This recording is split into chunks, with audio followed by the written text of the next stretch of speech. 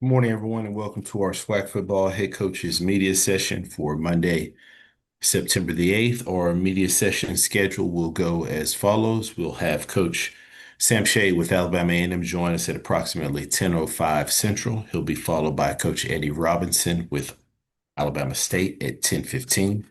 Coach Cedric Thomas with Alcorn State will join us at 10:25. Coach Raymond Woodie with Bethune-Cookman will join us at 10:35. Coach James Colzie with Florida&M will join us at 10:45.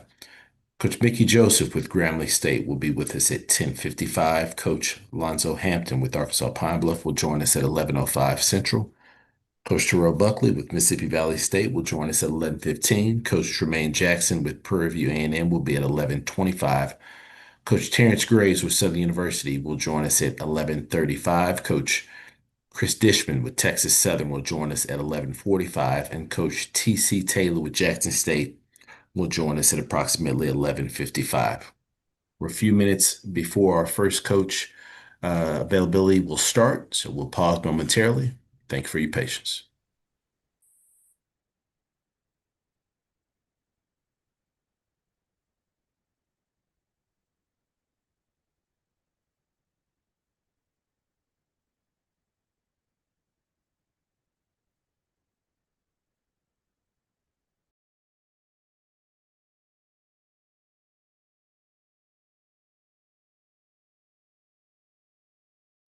Two guys jump out of the tape. The whole piece on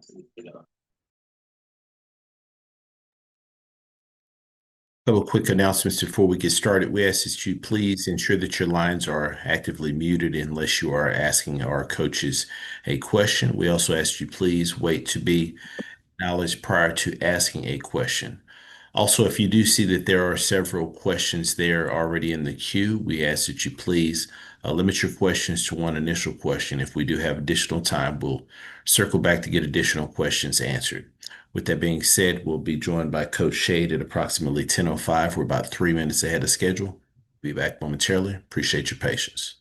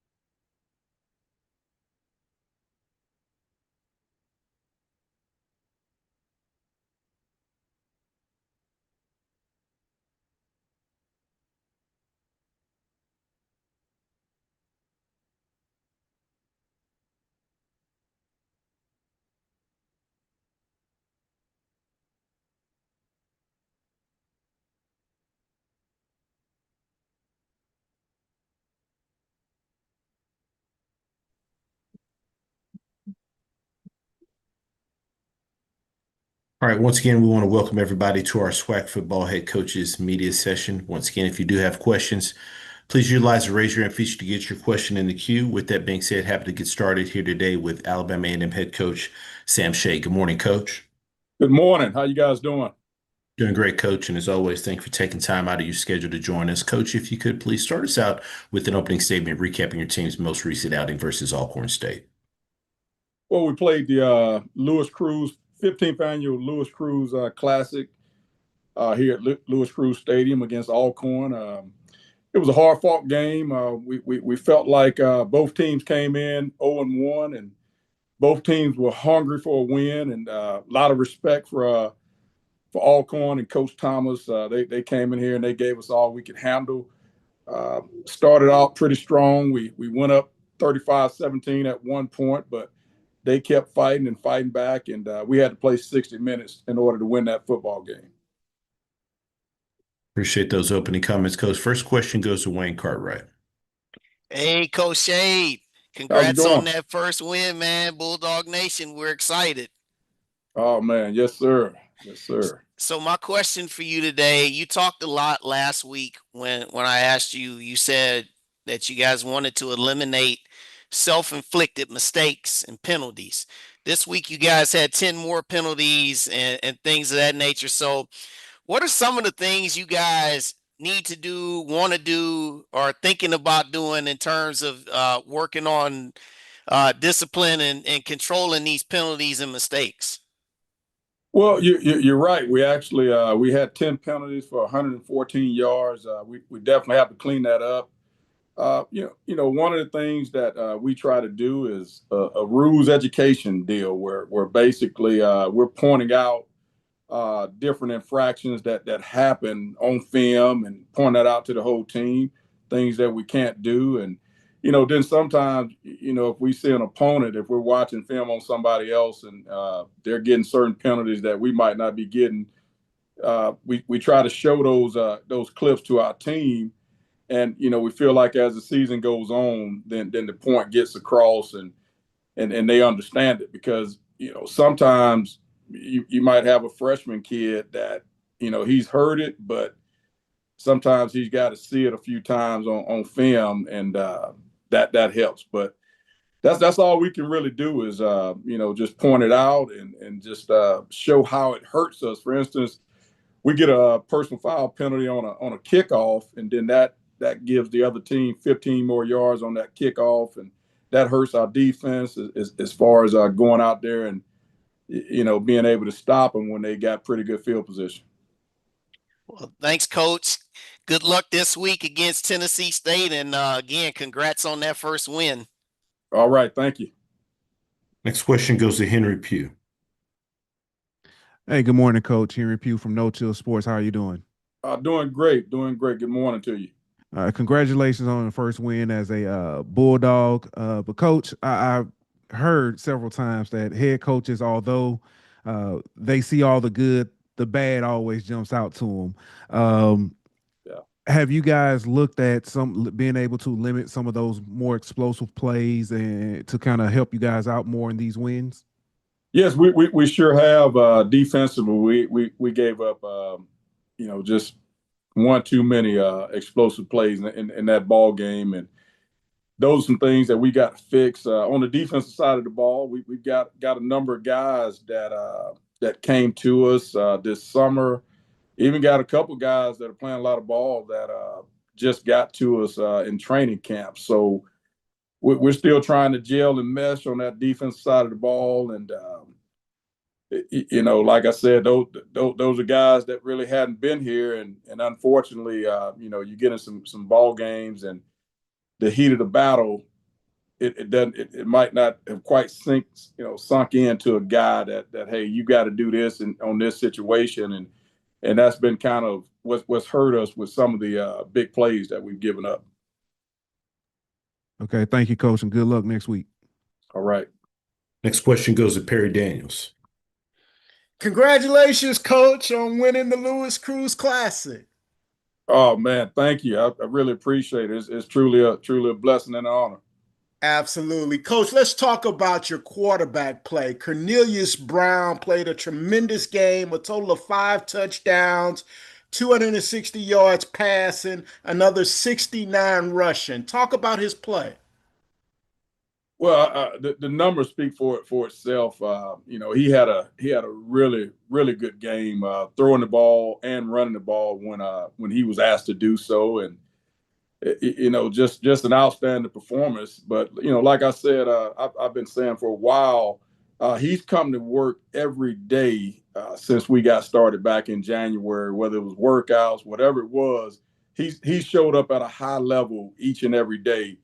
And when you do that, it's going to pay off for you. I mean, he's just been that guy for us. And Tennessee State coming up, Coach. Can you talk about what you've seen and what you expect from this team? Well, Tennessee State, they've got a veteran coaching staff. Obviously, Coach Barlow coached in the SWAC for a very long time, and he's been a number of places, even the professional ranks as a head coach. And he's got a staff full of guys. His defense coordinator, Greg Williams, has been an NFL defense coordinator and also head coach. And so we feel like we're going to face a team that's going to be very well coached, and we feel like these guys are going to play hard after watching some film on them. They had a tough ball game against North Carolina A&T, who's playing well. That Tennessee State was able to get that victory and a hard fought win for them. And this past week, obviously they played a really good North Dakota State team, and obviously it didn't go their way, but at the same time, it's kind of like our ball game against Arkansas, and we didn't win the game, but we came back the next week and prepared and were ready to play. So we're expecting them to be ready to play when we go up to Tennessee State. Thank you, Coach. Good luck this week. Thank you. Question goes to Dr. Cavill. This is Kenyatta Cavill, Dr. Cavill's inside the HBCU Sports Lab. Good morning, Coach. Hey. Good morning, Doc. How you doing? I'm doing well. It's good to see you. Congratulations on your win there. First win over there at Alabama&M. Great work. Thank you. But I know you're ready to move forward. So pretty much people broke down that game. So I want to ask you about Tennessee State. What have you learned in terms of renewing that rivalry from that perspective? In addition to that, more importantly, what do you want to see your team continue to do as you build against Tennessee State to try to get the victory? Well, we hadn't played Tennessee State since 2010, so it's been a while.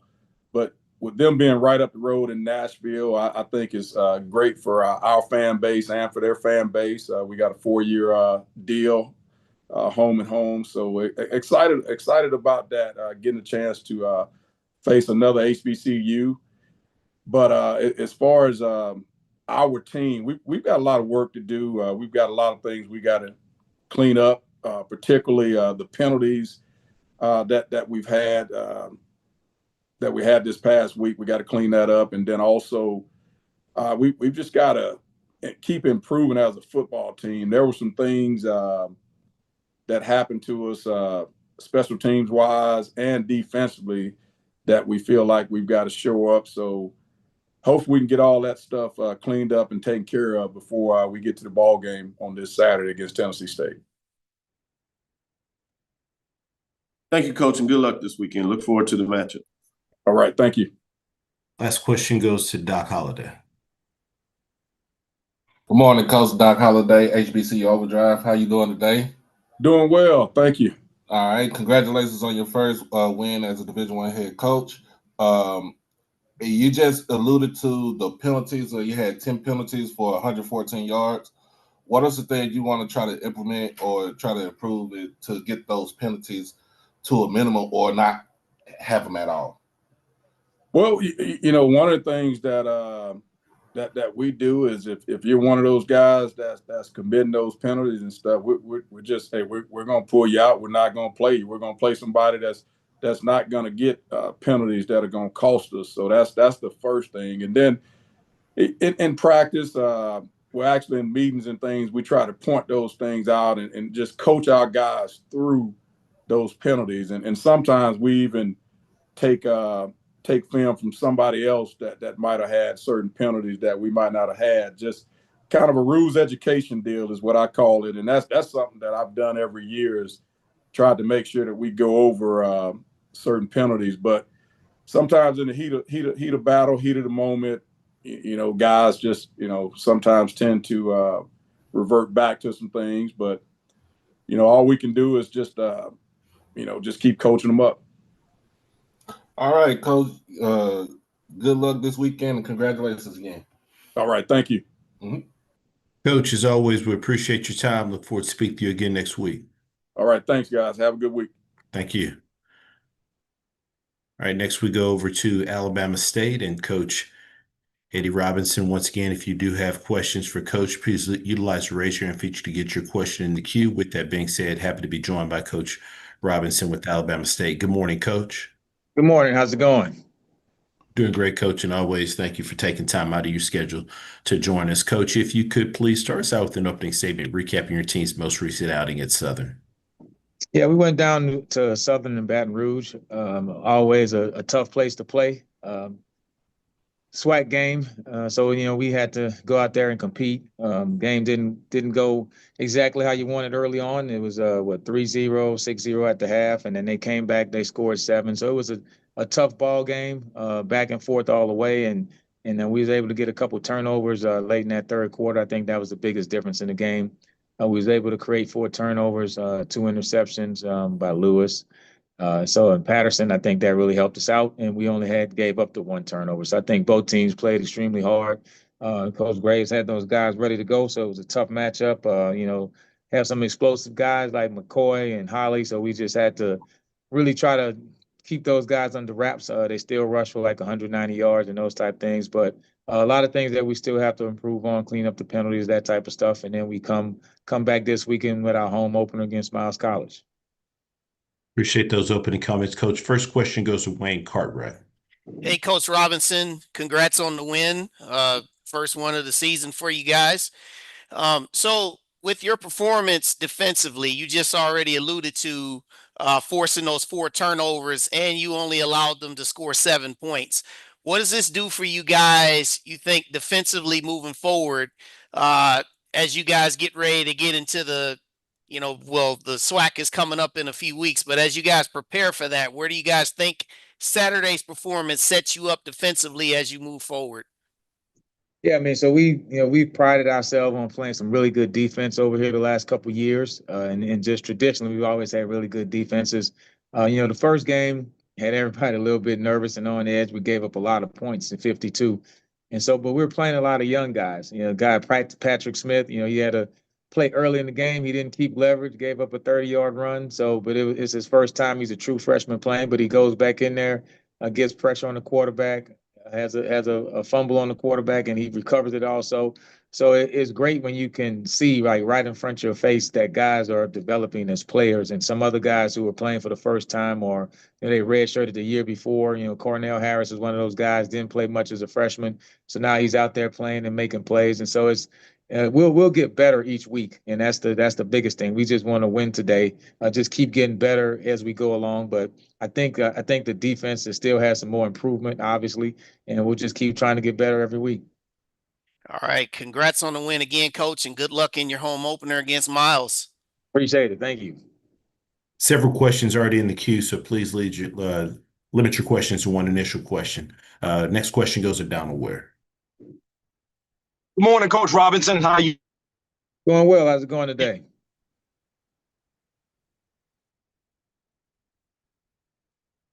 Do you with the way that Yeah, I can't hear you too good. It's kind of breaking up.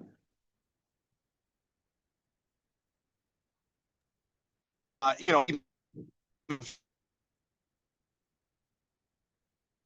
right, Donald, if you could check your audio connection, and we'll circle back to you if that's okay. All right. Next question goes to Tmaine Stapleton. Good morning, Coach. How you doing? Good morning. How are you today? I'm great. Thank you for asking. Congratulations on that big win at Southern. Thank you. So the previous week, Andrew Body led the team in rushing, but this past Saturday, you leaned more on Holtzclaw, Ligon, and Harris. and that helped limit some of Body's carries. Was that more about protecting him, or was there something that you saw in the Southern's defense that made you want to attack with the backs? Yeah, I think Andrew is a talent. I mean, he's a talented quarterback. He's playing at a high level, and so every defense is going to have a different approach. I mean, they play tight man coverage, blitz quite a bit, and so some of those run lanes for the quarterback just wasn't there. When he stepped up at times, he couldn't get out the pocket. So kudos to those guys. They did a great job defensively of keeping him in the pocket, and so the running game was doing really well. Cam Smith, the big offensive lineman for us, had an exceptional game. Played tough and physical the whole time, and so the running backs, it was just their day. And so I think week to week offensively, you just kind of have to figure out what's working, and then obviously you're going to stick with what's working. But that was just the game plan for this week. Thank you, Coach. Absolutely. Next question goes to Perry Daniels. Congratulations, Coach. Big victory. Appreciate it. Thank you. Coach, this is kind of surprising to see Alabama State not with your defense, because you're traditionally at the top of the rankings when it comes to all defensive categories.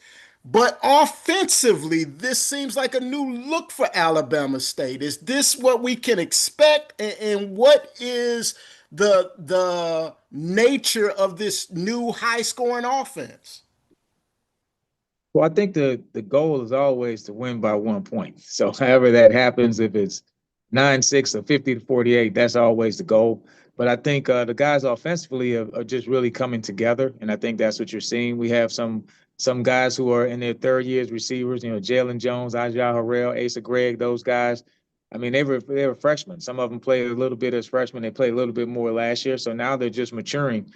We got one kid, Dylan DeGenti, out the transfer portal, who scored a touchdown the last 2 weeks, but a lot of those guys just had to grow up. I mean, they just had to get there. Amari Holesclaw's another kid, played really well as a freshman, but then he got hurt halfway during the season. So now he's coming back for his second year. And so I think it's just a maturation process of everybody playing a little bit better than they did the year before. And then, of course, Andrew Body is a guy that's a talented quarterback, and he's just putting it all together. And Coach Barnett, now you're in the second year as an offensive coordinator, so he's doing a great job of just getting those guys a little bit better each day. Thank you, Coach. Good luck against Miles this week. Appreciate it. Question goes to Doc Holliday. Coach, how you doing this morning? Doing well. I want to talk to you about the defense, specifically on third down, where you gave up 9 of 15 on third down efficiency to Southern. What is the things you want to try to improve on your third down defense? Yeah, looking at the game, I think it was just McCoy. I mean, he's just an athlete at the quarterback. I mean, that just makes you nervous. Sometimes we had everybody covered, and he just saw an opening and he took off. And with his athleticism, he was able to get the first down before we can catch him. But that's definitely something that we have to improve on. The tight coverage was there at times, but I think we have to, when you're playing an athlete like that at quarterback, you have to do a little bit something different to try to keep him under control. And they did a great job of him understanding that, hey, we're covering everybody now as man coverage, and taking advantage of that and moving the chains. All right, appreciate you, Coach. Absolutely. Next question goes to Ty Miller. Hey, Coach Robinson, how you doing this morning? Going well, Ty. How's it going? I'm good. Miles College is in what could be considered a rebuild right now, and they've gotten off to a slow start. But talk about the energy and fire they'll bring to this game, and what could be considered another kind of in-state rival, much like Alabama&M for you. Yeah, I mean, it's definitely that. I mean, they're right there in Birmingham. Some of those guys, well, a lot of our guys played against those guys in high school. They were teammates and stuff like that. And I reminded the kid, right after this game, 2 years ago, we beat Southern in the opener, and then the second game, they came here and they beat us. So trust me, it's still a fresh wound. It hasn't healed yet. So we'll be ready to play, and we'll take them as a rivalry, and that's what it has become. And so we're going to go out there and play hard and compete, and expect to win the game at home. All right, thank you. Absolutely. Next question goes to Henry Pugh. Good morning, Coach. It's Henry Pugh from No Chill Sports. How you doing this morning?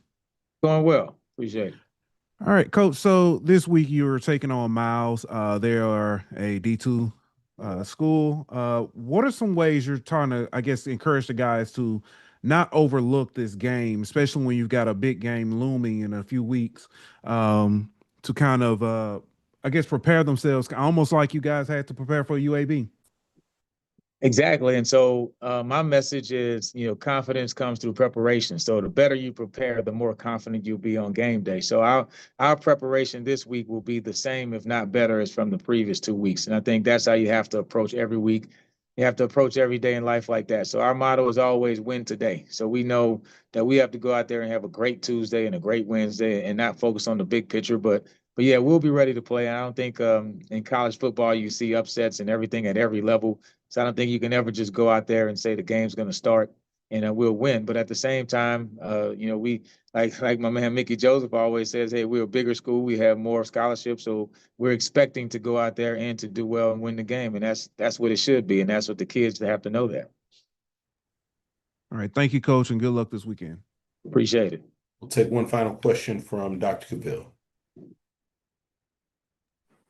Kenyatta Cavill, Dr. Cavill, inside the HBCU Sports Lab. Good morning, Coach. Morning. I wanted to ask you about coming out of the half in the third quarter where you were able to stretch out the lead. A lot of that was taking advantage and forcing fumbles, turnovers from Southern, and then cashing it into points.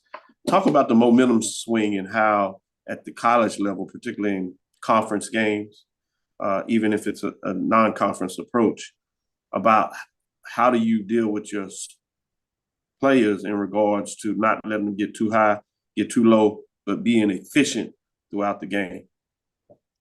Yeah, so I always look at the start time and end time of the game. The game was a 4-hour game. When you add the beginning from when it kicked off to when it ended, but you probably have 7 minutes of actually plays on defense. And, so when I break it down to the kids like that, that means you have 6-second plays and you're going to have about 60 of them, 420 seconds. That's going to be about 7 minutes of actual game time. So that's a whole lot of in-between time that you have to stay focused, and that has to be in practice. So you have to execute when the moment happens. And so, but it's a very long game. And so those momentum swings can go up and down. And I think as coaches, we have to feel when it's not going our way.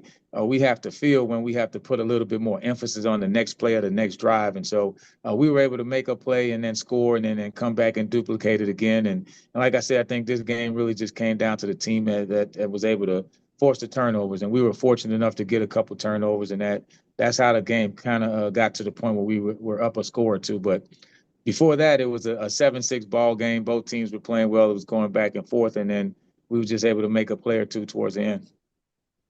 Thank you, Coach. Good luck this week. Appreciate it. Look forward to the matchup. Thank you. Coach, we appreciate your time. Look forward to speaking to you again next week. Absolutely. Thank you. Yes, sir. Thank you. All right, we next go over to Alcorn State and head coach Cedric Thomas. Once again, if you do have a question, please utilize the raise your hand feature to get your question in the queue for coach. Please wait to be acknowledged prior to asking your question. With that being said, happy to be joined by Coach Thomas. Good morning, Coach. Morning, sir. Coach, as always, we appreciate you taking time to join us. If you could start us out with an opening statement, recapping your team's most recent outing at Alabama&M. All right, trying to start this video right quick. Oh, no problem. There you go.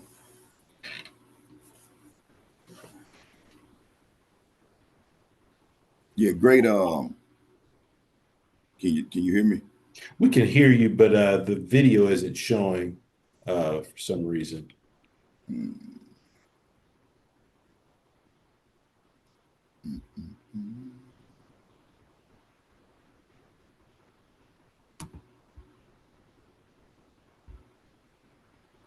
But I think we can hear you, Coach. We don't want to. All right. Blow your day up. Yeah. Yeah. Great atmosphere. Going down to Huntsville. Really excited about the opportunity to play in. SWAC opponent. Got off to a slow start defensively. Those guys did a really good job with some new looks, had some explosives, and offensively we answered the charge. Back and forth. I think it was 2 possessions apiece where each one of us was able to score. And defensively, we just couldn't get enough stops in the first half. Quarterback, did an amazing job. Not only with his legs, but with his arm also. And offensively, they gave us a chance to stay in it. And in the second half, made some adjustments. On defensively, got a few stops, and offensively, we had some momentum, and just finished that thing. A little bit short. I think 3 minutes we had it, and couldn't get it in the end zone, and gave up a score late. But overall, excited by the way the guys finished. They could have easily, shut it down at the end. Showed a lot of resolve. But we just can't shoot ourselves in the foot 2 weeks in a row. First possession from a kicking game standpoint, we turned the football over, put the defense back on the field. So definitely some things we got to correct. Alabama&M did a really good job of being, really explosive on the offensive side of the ball, and we didn't match that intensity for 4 quarters. So got a lot of work to do. Guys are doing a good job, trying to rectify those problems, and just excited about getting the opportunity to right the wrongs and go down to Starkville this week. Appreciate those comments, Coach. First question goes to Wayne Cartwright. Hey, Coach. I know that you guys starting at 0-2 is definitely not what you guys were looking for. But even with all of that, what is the process that you guys as a staff are undertaking to keep everybody engaged and also keep their eyes focused on the bigger picture ahead, which is the fact that you guys haven't played an actual SWAC game yet?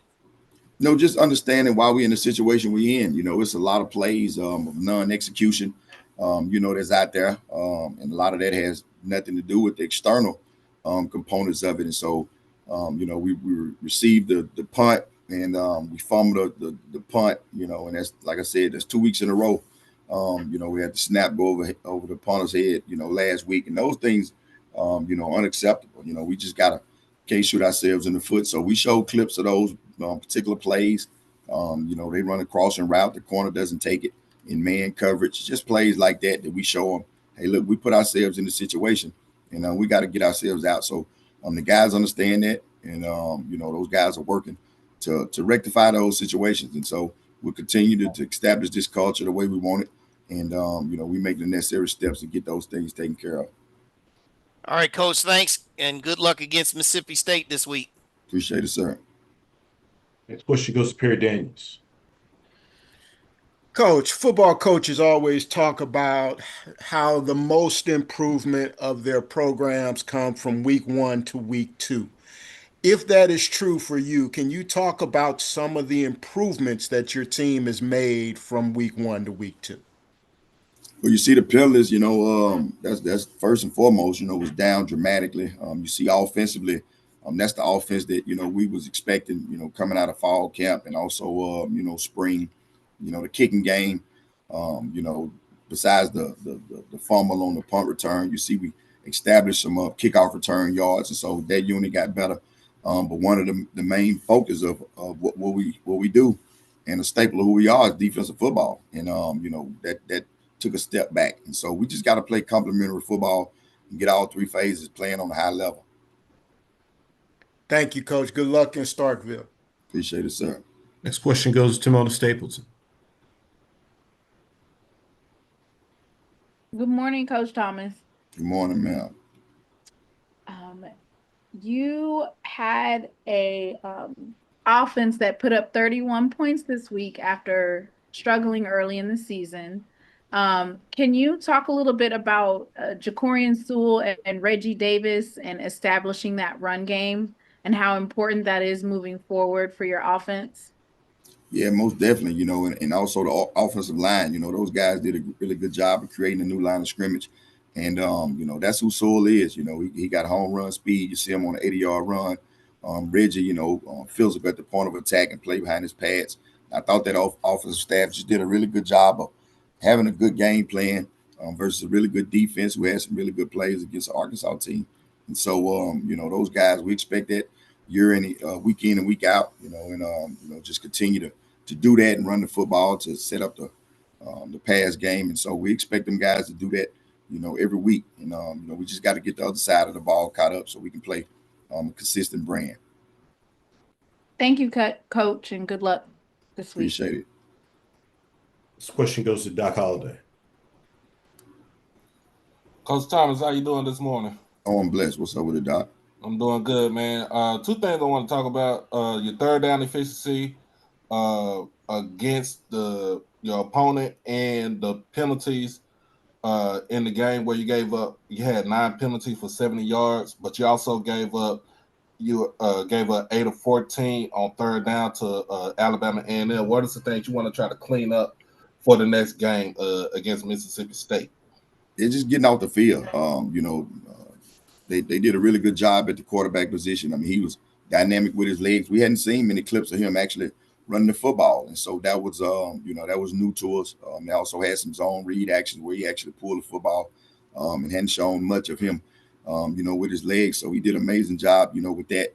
And so we just got to put a premium on getting out the field. 8 for 15, 8 for 16 or whatever it was way too high. And so we got to put some spies in there for these quarterbacks in this league, especially that's athletic enough and can get extra yards with their legs.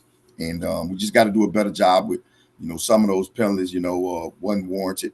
We driving our feet. We got a couple holding calls, they're late on third and shorts. That's put us in, third and mediums. And so we just got to do a good job, keep our hands inside and just playing the game the way the refs are calling it. I appreciate you, Coach. Yes, sir. Coach, as always, we appreciate your time. Look forward to speaking to you again next week. Thank you, sir. Yes, sir. Thank you. All right, next we go over to Bethune-Cookman and Coach Woodie. Once again, if you do have questions, please utilize the raise your hand feature to get your question in the queue. With that being said, happy to be joined by Coach Woodie with Bethune-Cookman. Good morning, Coach. Good morning.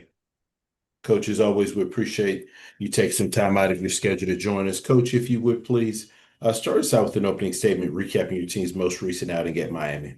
It was a great atmosphere, down there, Hard Rock, playing one of the top 5 teams in the country.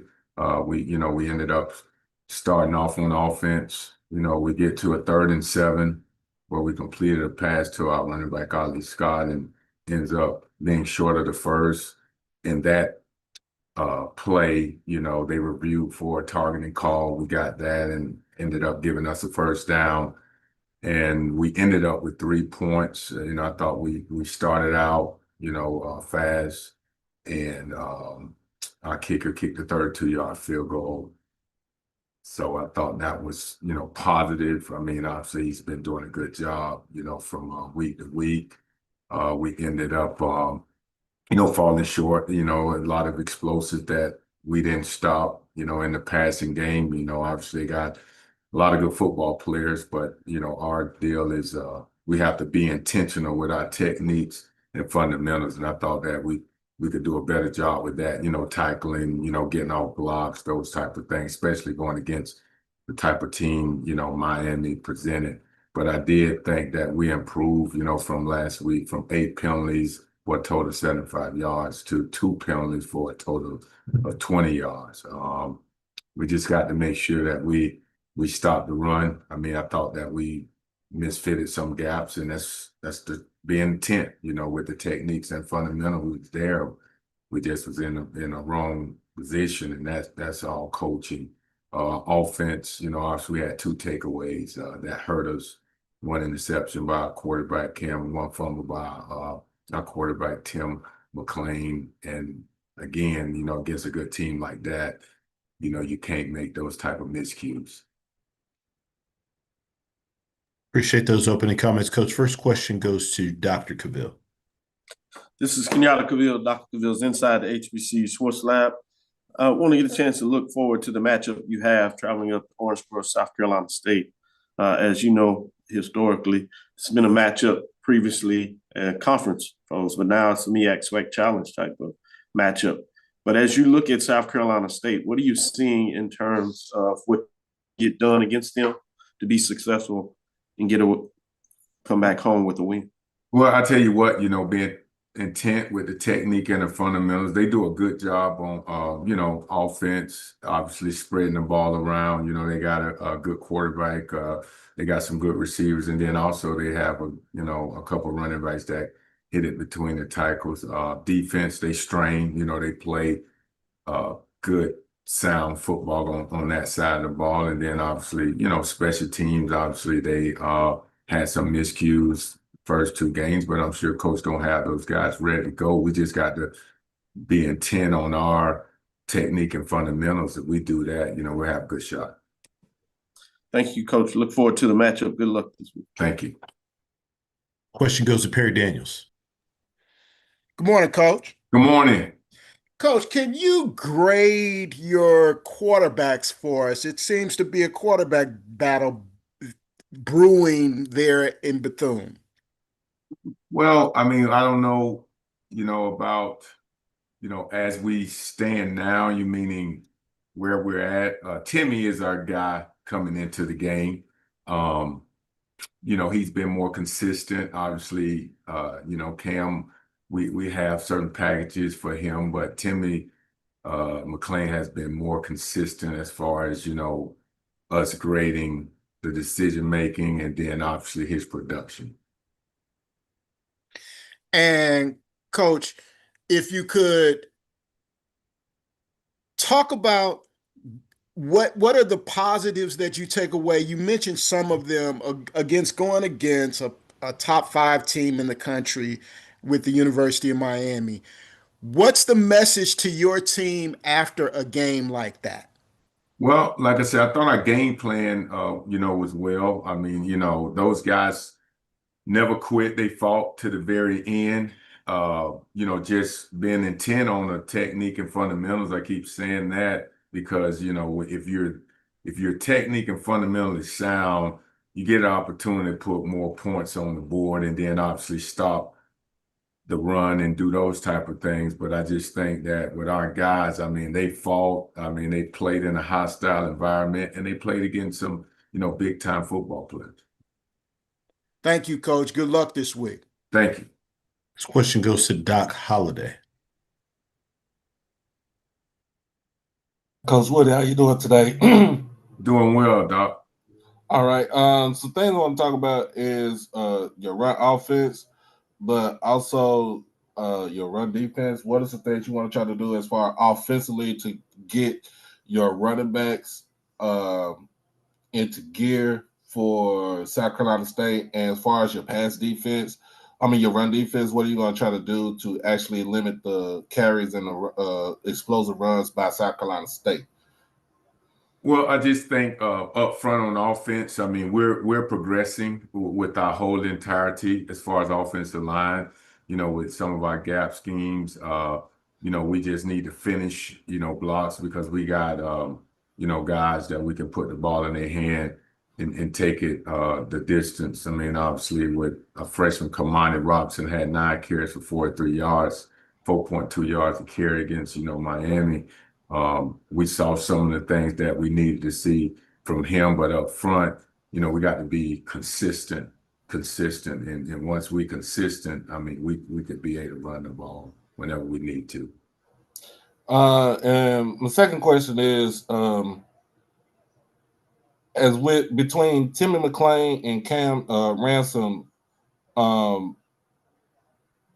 what are the things that you see as far as with McClain that you don't see with Ransom when he's under center?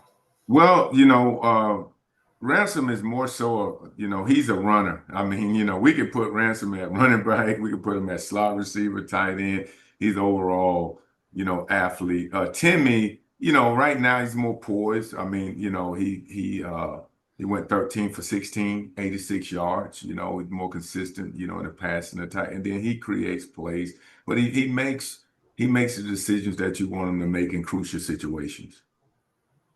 All right, appreciate you, Coach. Thank you. Question goes to James Hill. Hey, Coach, I hope you and everyone in Daytona are well. Just talk about moving forward. You got an opportunity coming up at South Carolina State, and you just want to play Wildcats football. But what would you like to see going forward?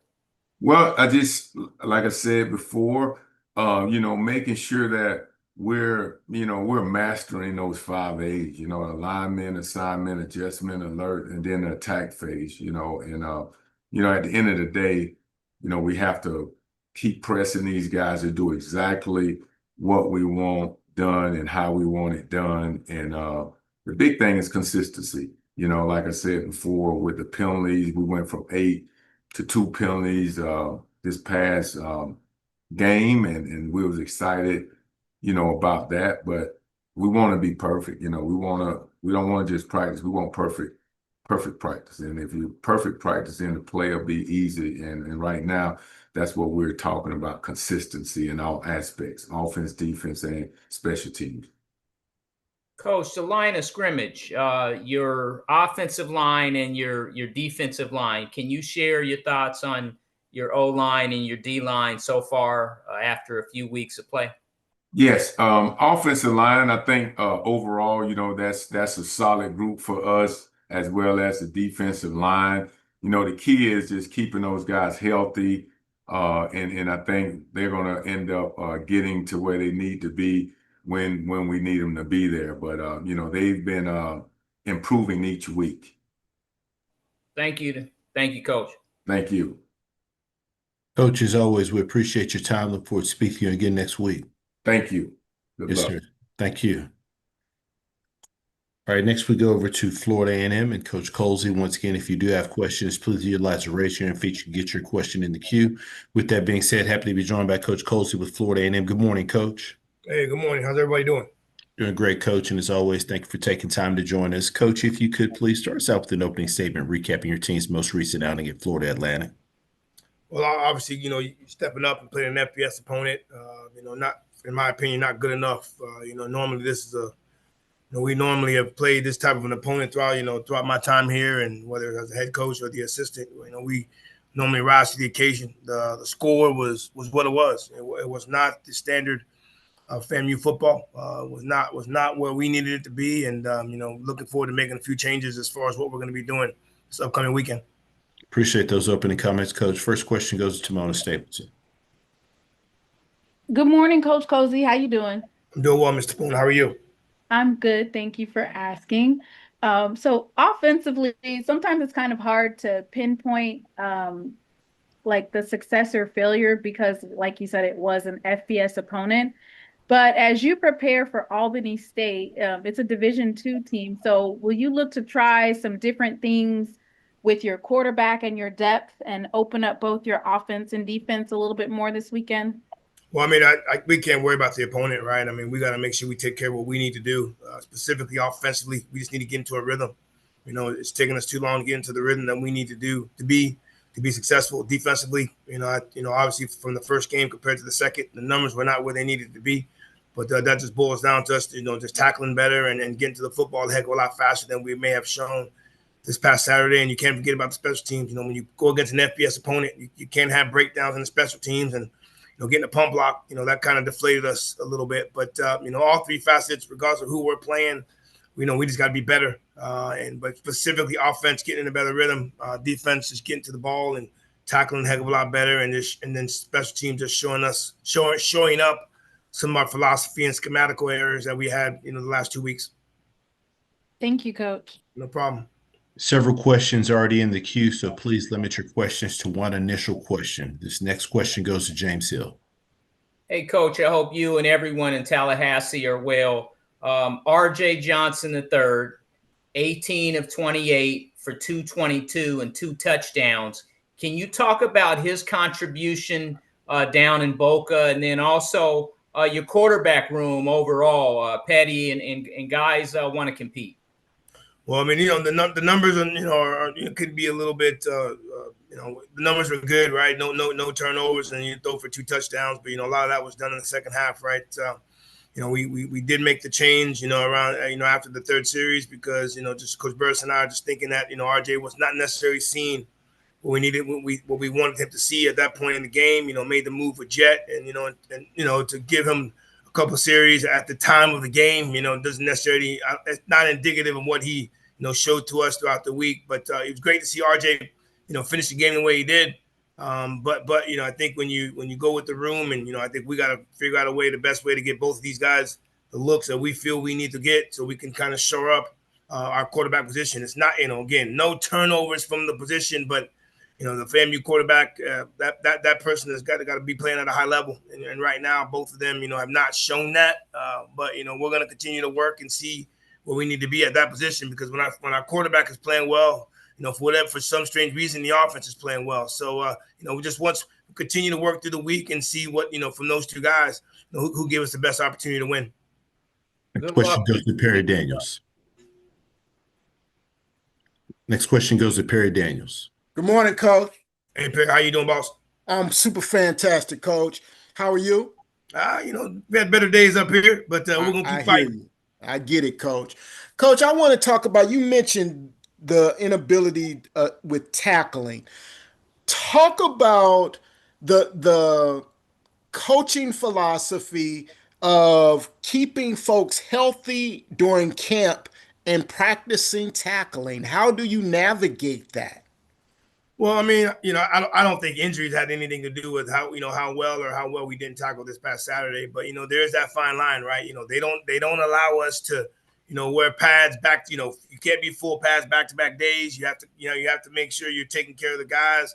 And ultimately, right, you do lose a little bit of that ability because you can't take people to the ground every single day consistently, like we used to do 15, 20 years ago, right? So there is a little bit of that, but there's to me, some tackling is about want to as well. You gotta want to get these guys to the ground. You gotta want to get in their legs and make sure you wrap them up and things of that nature. So I don't think us Saturday, we work tackling on individual things, on a lot of times throughout practice, but you do miss that opportunity consistently of every day bringing people to the ground. So, but just for me, this past Saturday, working on our angles, getting our heads in the right spot, making sure all 11 guys are getting to the football. We got our ass to the football last week. This past week, we did not. This past Saturday, where you saw us against Howard defensively, we had 9, 10, 11 hands to the football. This past Saturday, we did not do that, and then at times it showed. Thank you, Coach. No problem. Good luck. Next question goes to Doc Holliday. Coach Colzie, how you doing this morning? Doing well, Doc. What's going on, boss? I'm doing good. I know we want to talk about the FAU game. Just looking ahead towards this coming weekend against Albany State, an old SWAC rivalry from back in the day. They're coming in at 2-0. What are the things that you see as far as when it comes to their quarterback play in Isaiah Knowles? Well, they've won 2 games, right? They played who they played, and then they're 2-0 after that. And they're going to be a high tempo offense, try to get the ball to their athletes, and they're catching a team right now who's 0-2, trying to figure out a way to win. So we respect all opponents, especially teams as well as Coach Gray's done with his group, and so we can't take it lightly. We get a chance to come back home, but Albany State's coming in to win this football game. So we need to make sure that we understand that, and our guys do. They know that we got to play well to beat this football team, and but for us, for us it's confidence, right? We got to make sure we playing with much better confidence, offensively, defensively, and special teams wise. But we do understand the assignment. They're coming in to win this football game, and so we got to make sure we take care of what we need to take care of throughout this week. I appreciate you, Coach. No problem. This question goes to Dr. Cavill. This is Kenny out of Cavill. Dr. Cavill's inside the HBCU Sports Lab. Good morning, Coach. Hey, Dr. Cavill, how you doing? I'm doing well. I want to continue with the Golden Rams, but from a defensive perspective, what do you see from what you watched on film in regards to what they're able to do defensively? Well, they've got a quarterback that can spin it and then a guy that can run it, right? So, you got to be able to contain the quarterback even when he's back to pass, because he does have that ability. No, I was talking about their defense. What do you see from their defense? I'm sorry. Got a few more transfers than they've had maybe in the past, right? They're long on the outside as far as their DBs, and they do a heck of a job of getting to the football. They got a new coordinator in there, so they're doing some different things as far as coverages and things like that. So with a young quarterback, right, it could pose some problems. But wow. Coach Burris and our offensive staff, they understand that we got to get. It's not going to be about Albany State. It's going to be about what we do and getting our quarterback in a great rhythm and making sure we can get the ball to the people that we need to get the ball to. If we're able to do that, we'll have success. If we don't, it could be a tough football game for us. Thank you, Coach. Thank you. This week, I look forward to the match. Appreciate it. Now, I got my parents. Both my parents are Albany State grads, so I gotta keep. I'm in a tough spot. You gotta make it work, Coach. All All right, we got time for one final question. That'll go to Ty Miller. Coach, this is Ty Miller from Power News Radio Network and Black College Football Weekly. Albany State may be looking at you the way you looked at Miami last week, trying to knock the big boy off the block. So with that being the case, what mindset do you want your players to have going into this game? We got to respect our opponents. I just think that, for us, as far as just getting back to the basics and just reestablishing who we are as a football team, I still feel there's a very, very good football team in that locker room. We obviously tough game the first week of the season, and then you go against an FAU team that you gotta cover them from sideline to sideline throughout the whole game. And they did pose some problems to us offensively and defensively. So we're gonna respect Albany State. Again, they've played 2 games and have won 2 games in decisively, against two other opponents, right? So it's just, I can't worry about how they look at us. We got to worry about making sure we play our best and be at our best in all facets of the game. There's a bunch of things that we need to shore up as far as to be a good football team.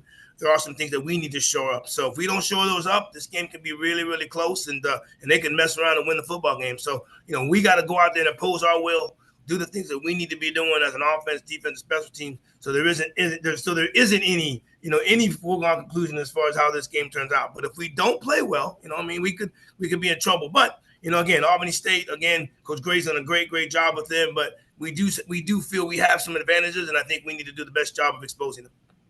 Thank you, Coach. Thank you. Coach, as always, we appreciate your time. Look forward to speaking to you again next week. Appreciate you guys, and good luck to everyone this weekend. Thank you. Thank you. All right, next we go over to Grambling State and Coach Joseph. Once again, if you have questions, please utilize the raise your hand feature to get your question in the queue.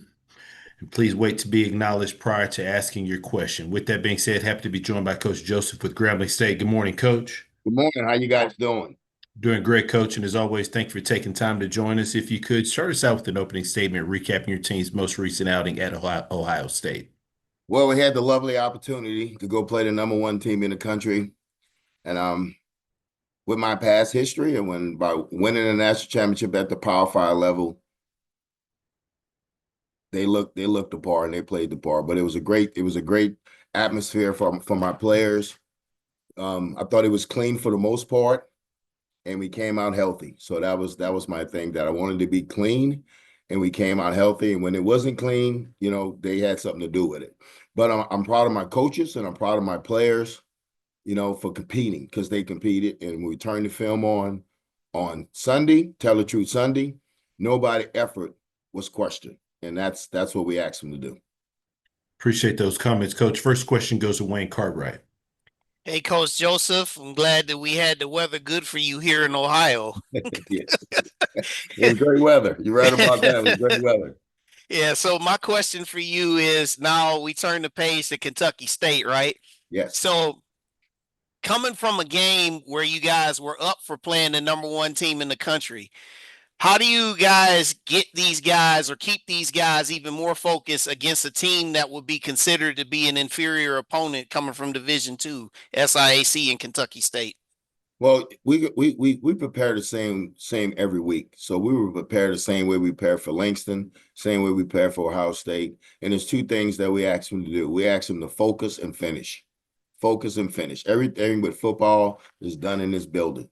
So we're gonna be able to get them focused. And this is a pretty focused group when it comes down. They take nobody for granted. They really take nothing for granted. And so they will look at Kentucky State just like they looked at Ohio State. And it's just like I said last week, it's levels to this thing.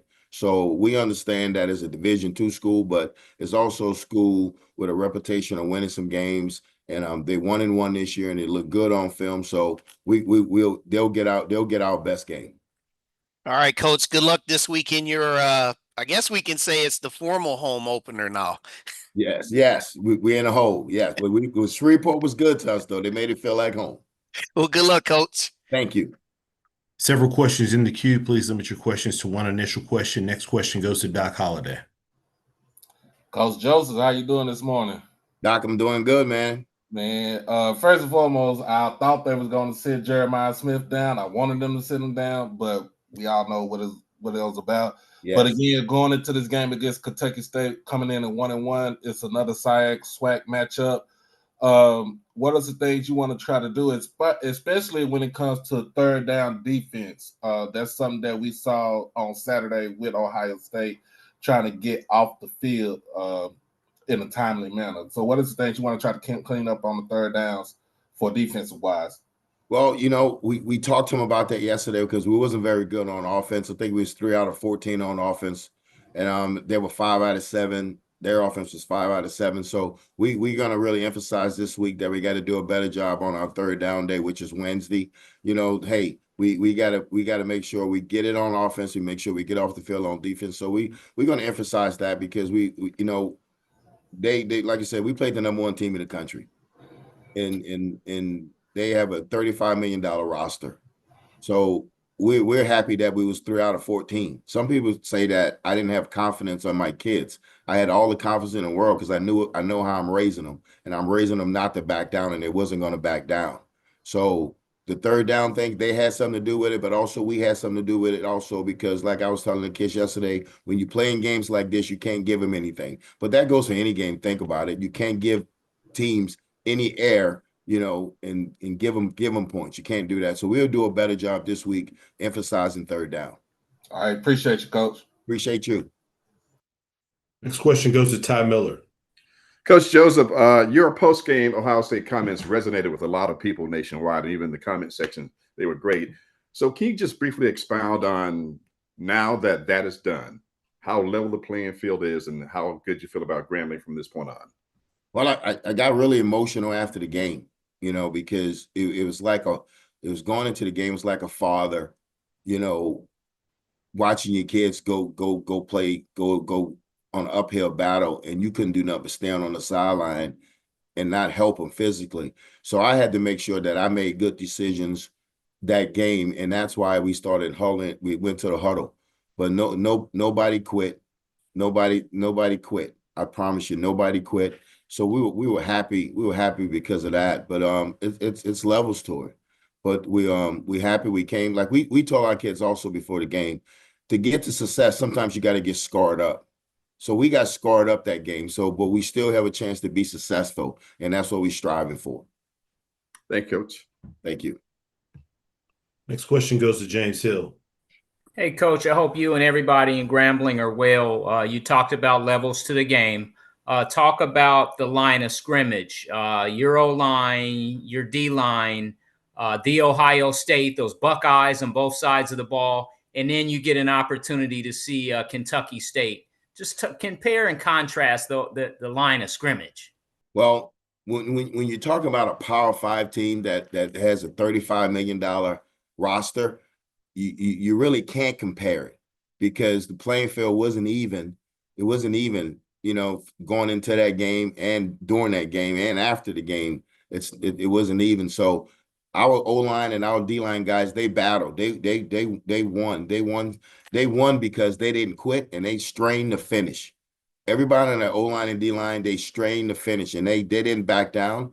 And I thought for the most part that they played well. That we did a great job with the offensive line, identifying the box, getting the hat on the hat. And the defense, they did a great job, the D-line, of being in their gaps. So I'm proud of those guys. And, you're right, the playing field is going to be even from here on out. So we're excited about it. We survived it. And, but I tell you one thing, I don't wish that on nobody because I know guys who was in my situation, Northwestern State, same thing. They had to go up there to play Minnesota. So you're hoping that you just don't lose kids, and we came out healthy. But I was proud of my O-line and my D-line because they battled. Next question goes to Dwayne Nash. Good morning, Coach. Dwayne Nash from the HBCU Sports and Hero Sports. How are you this morning? I'm good. How you doing? I'm doing pretty good, Coach Joseph. Now, I do understand that these payout games are necessary evils, but can there be a point where these payout games against FBS opponents can hurt the confidence of your team more than the money helps the athletics departments that they play for? Most definitely. Most definitely it can hurt the confidence, by, getting slaughtered 70-0. But immediately after the game, we made sure that we reiterated to the players this has nothing to do with what's going to happen from here on out, because nobody remembers what you're doing in September and October and November. So now the playing feels even, but it definitely can take people confidence. So we had to make sure that we looked at it with reality when we looked at it as coaches, and we made sure that we hey, cover three is cover three. A hitch is a hitch. So we still want to do our game plan, but you're right, it could take their confidence, but this is a very confident group. They understand why we had to play the game, but just like me, they wanted to come out healthy, and we did, because we said this: if you play soft, you're going to get hurt, but if you go in and you battle, you play hard, you're going to survive it. Thanks so much, Coach. Good luck this week coming up. Thank you. Last question goes to Dr. Cavill. This is Kenyatta Cavill, Dr. Cavill's inside the HBC Sports Lab. Good morning, Coach Joseph. Good morning. You talked about the frame in terms of who you playing in this last game, but you started off with Langston, NAIA, all the way up to literally, as you said, the #1 team that's ranked in the country that won the championship last year and is going to be in the mix. Mm-hmm. Such a variability of the spread in terms of various ways that you look at football. And then you have your matchup against Kentucky State, a SIAC Division II program. When you're doing the teaching, those things are the same. Those are things that you want perfection. You want your players to get better. Yes. But how do you review that when you go into film with your coaches and look at post-game, pre-game analysis? Can you give us a little insight in terms of what that looks like when you're having such a variability in the spread? Well, I think from team to team. Yes, but I think when you look at it, like if you look at the links, we have it gapped out, we make the play. Against Ohio State, we have it gapped out on defense, and they get 4 yards. Right. we have a cover 3, and they run curl routes, and they get it. So like I said, it's levels to it. Right. Sometimes they were there, but sometimes they was outmanned. So we always preach win your one-on-ones. Well, sometimes we didn't win our one-on-ones.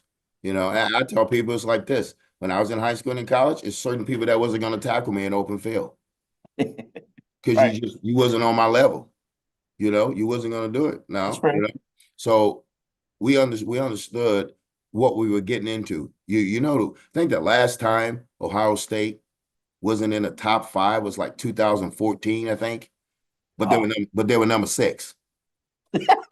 Okay, so understand what we just went against. I guarantee you, I didn't wake up and say I want to play Ohio State. Right. But I know that we do this for financial help. Right. And so we did our part. We did our part. We helped financially. Now the playing field's even. We did our part. Now it's time to move on. And like I said, my players understand that because we don't hide anything from them. Because it's because of you guys. It's the media. It's gonna get out of it anyway. I'd rather them hear it from me than hear it from somebody else. So that's why we kind of private in this building.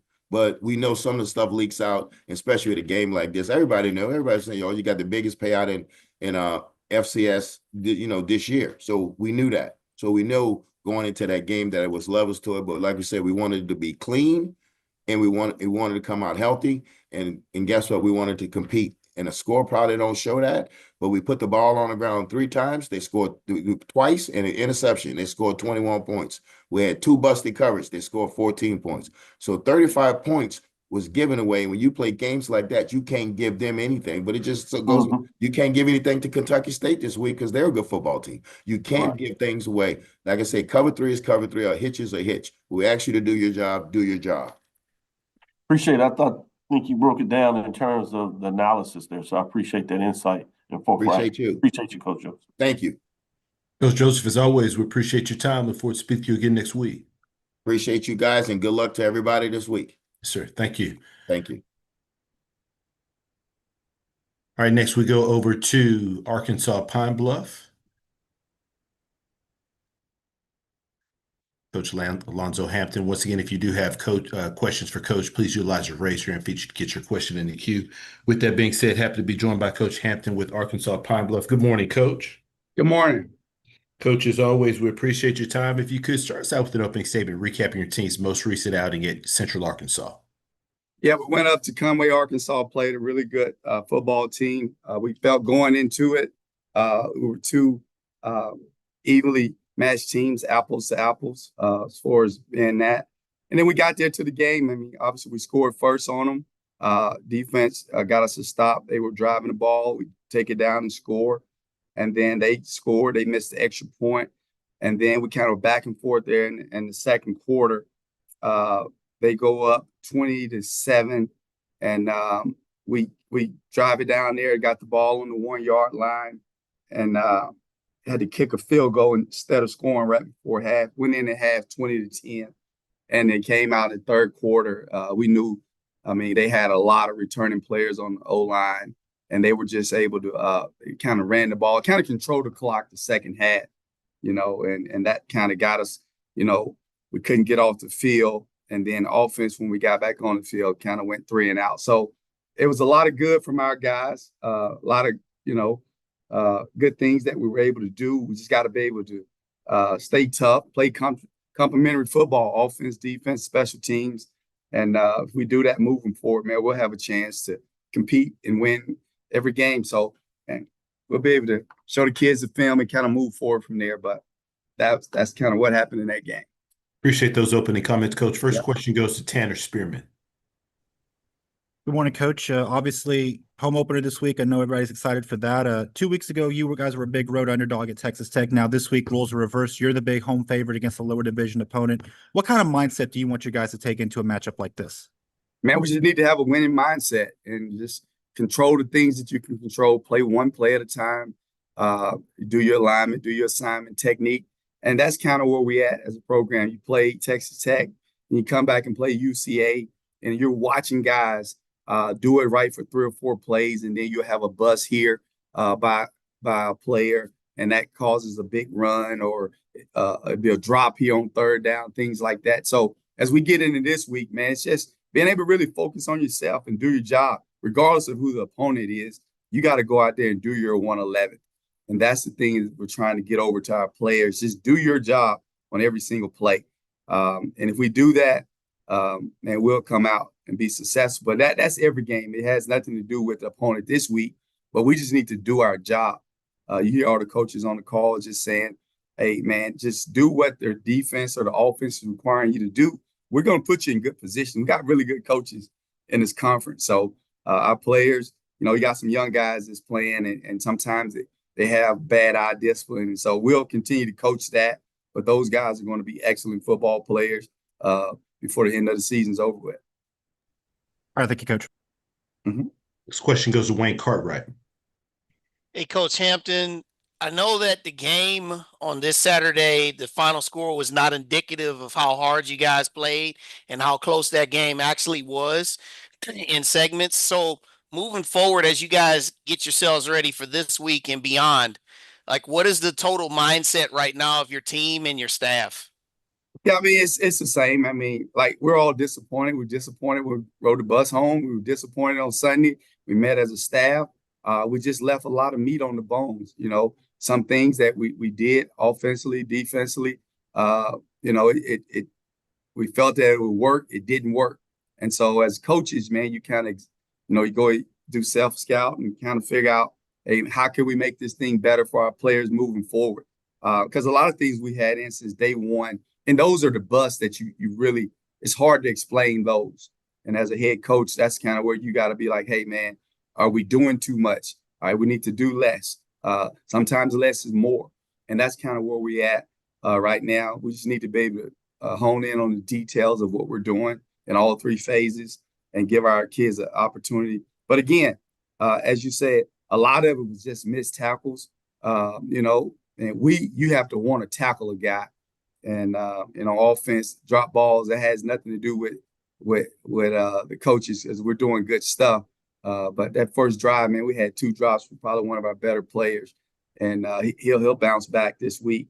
And so we're excited about where we're headed as a program moving forward. You know, we need to go in there and take care of business this week, and it will come get us a bye and kind of go back and do self-scout for the first 3 games and figure out where we at. All right, Coach. Good luck this week with Lincoln coming to town. Appreciate it. This question goes to Doc Holliday. Coach Hampton, how you doing this morning? Good. How you doing? I'm doing good. In particular, want to talk about third down efficiency and the rushing, where you gave up 6 yards a carry. Yep. Over 300 yards rushing, but you also they would stayed on the field, converted 8 out of 12 on third down, but also 2 out of 3 on fourth down. Yep. What is the thing you want to? What is the thing you told your team on Saturday as trying to get the offense off of the field and kind of give your defensive players a rest when it comes to teams running like that?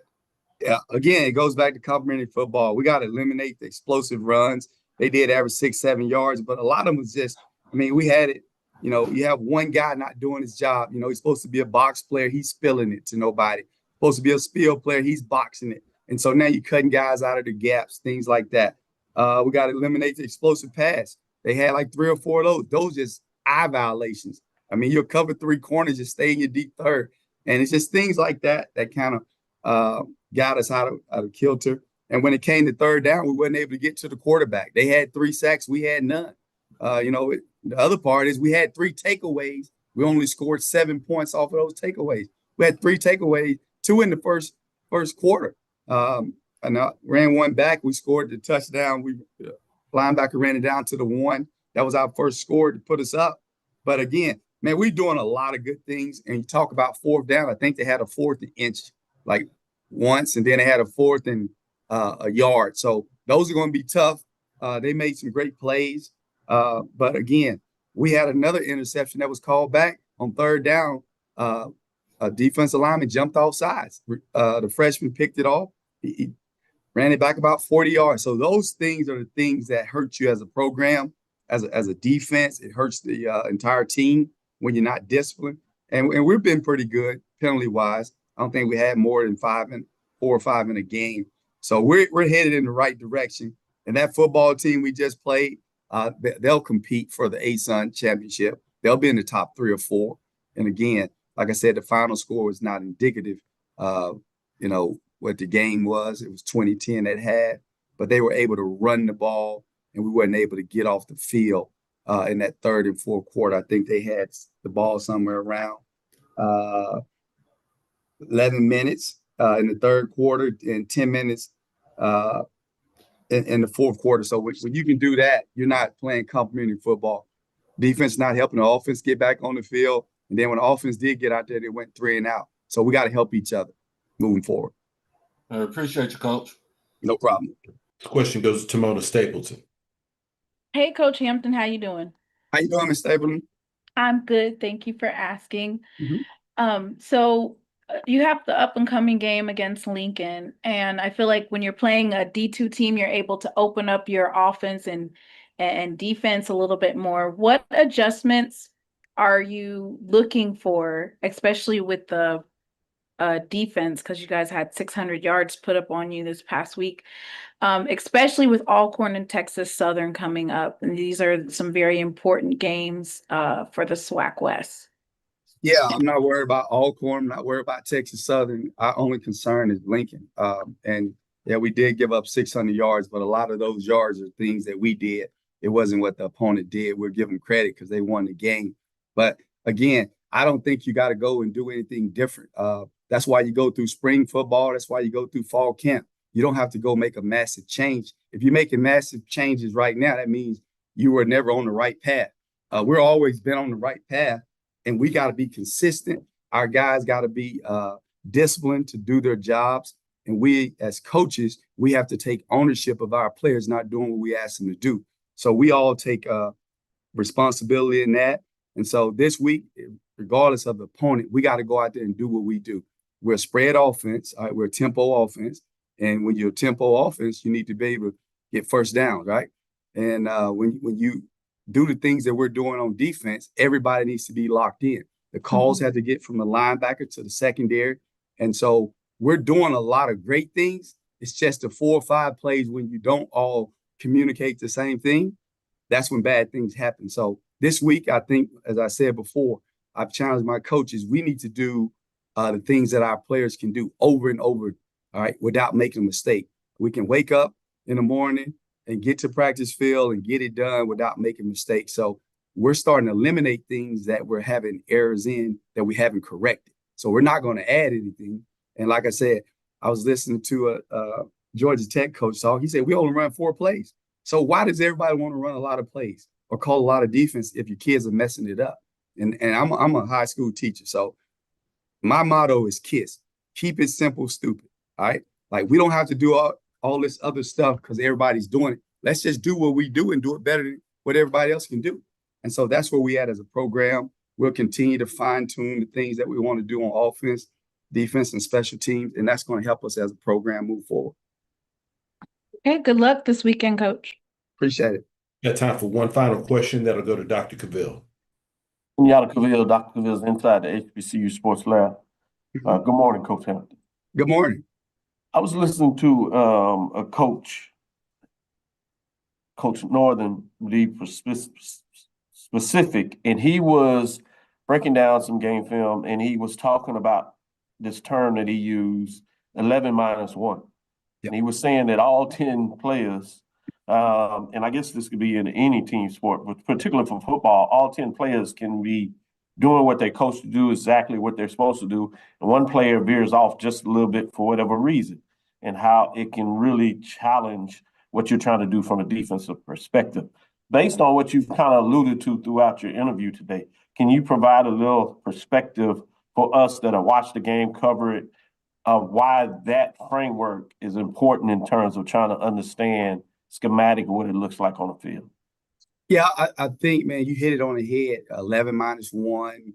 I think each member of a team, right? And I'm gonna use. Let's go to the church, right? All right, we're many members, all right, but we're one body, right? So everybody is a part of the church, right? And so we all have different gifts from God, right? He's given us all these gifts. So it's our job to take the gifts that God has given us to be able to use for the body of Christ, to be able to edify and lift up someone else. All right. And so that's what I tell my team, man. Hey, it's a lot of different people that come from all different places on this earth, come to Pine Bluff, Arkansas. God has assembled us all here together. So it's our job to do exactly what God has called us to do, or the offense or the special teams or the defense is asking you to do. Do your part, okay? If each part does what he's supposed to do, the entire body, the entire unit is going to function as one. And then we're all are going to be able to get the glory. And that's what this football team is about. That's what life's about. And so I just wanted to take you to church for a little minute there, man. We're many members, but we're one body. And if everybody do their part, then the entire body is going to be able to be glorified, which is God. And so right now, we as UAPB football, we're starting to get everybody going in the right direction. We just need everybody to do their role, do your 111, 11 minus 1. If you do that, hey, then we'll all be successful. We'll all be happy. We'll all be smiling when it's time. Amen. Thank you, Coach Hampton, for breaking it down. Yes, sir.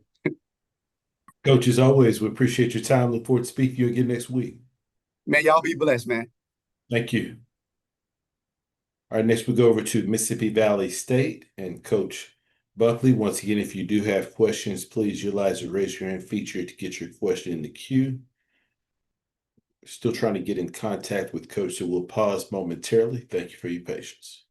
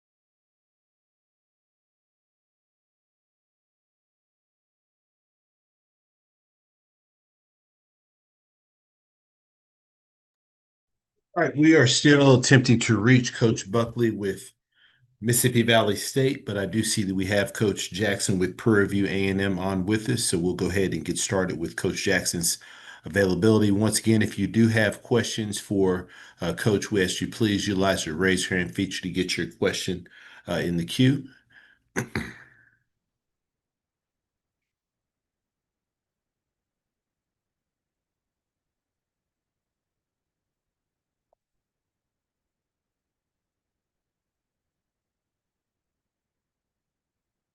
All right, and we also ask you please ensure that your lines are actively muted unless you are actively asking a question. And once again, if you do see questions, which we already have several here in the queue, please limit your initial questions to one question. And if we have time for follow-ups, we'll work our way back. Good morning, Coach Jackson.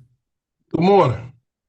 Coach, as always, we sincerely appreciate you taking time out of your schedule to join us. Coach, if you could please start us out with an opening statement recapping your team's most recent outing versus UT RGV. Yeah, played UT Rio Grande Valley, new program. They obviously they've got really good players, really good coaches. You can tell those guys have been together practicing for 2 years. I thought we spotted them 17 points, which you can't spot people 17 points regardless of what level you're on. And it took us a little while to get going and recover. I thought we finally recovered, came back and took the lead.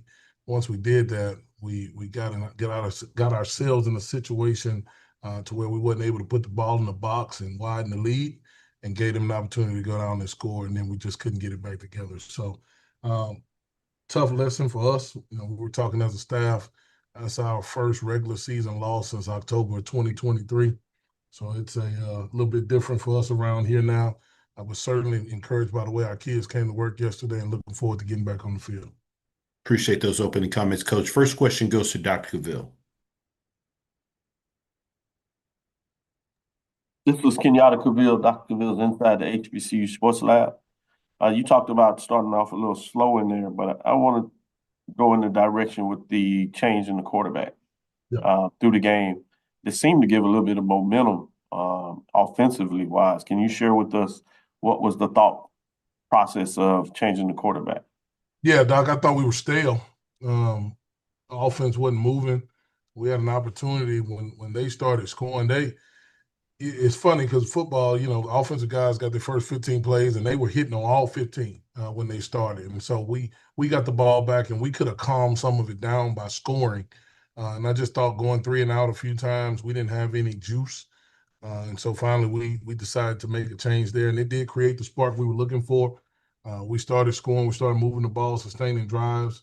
And so we just kind of kept it like it was after we made that change. Thank you, Coach. Next question goes to James Hill.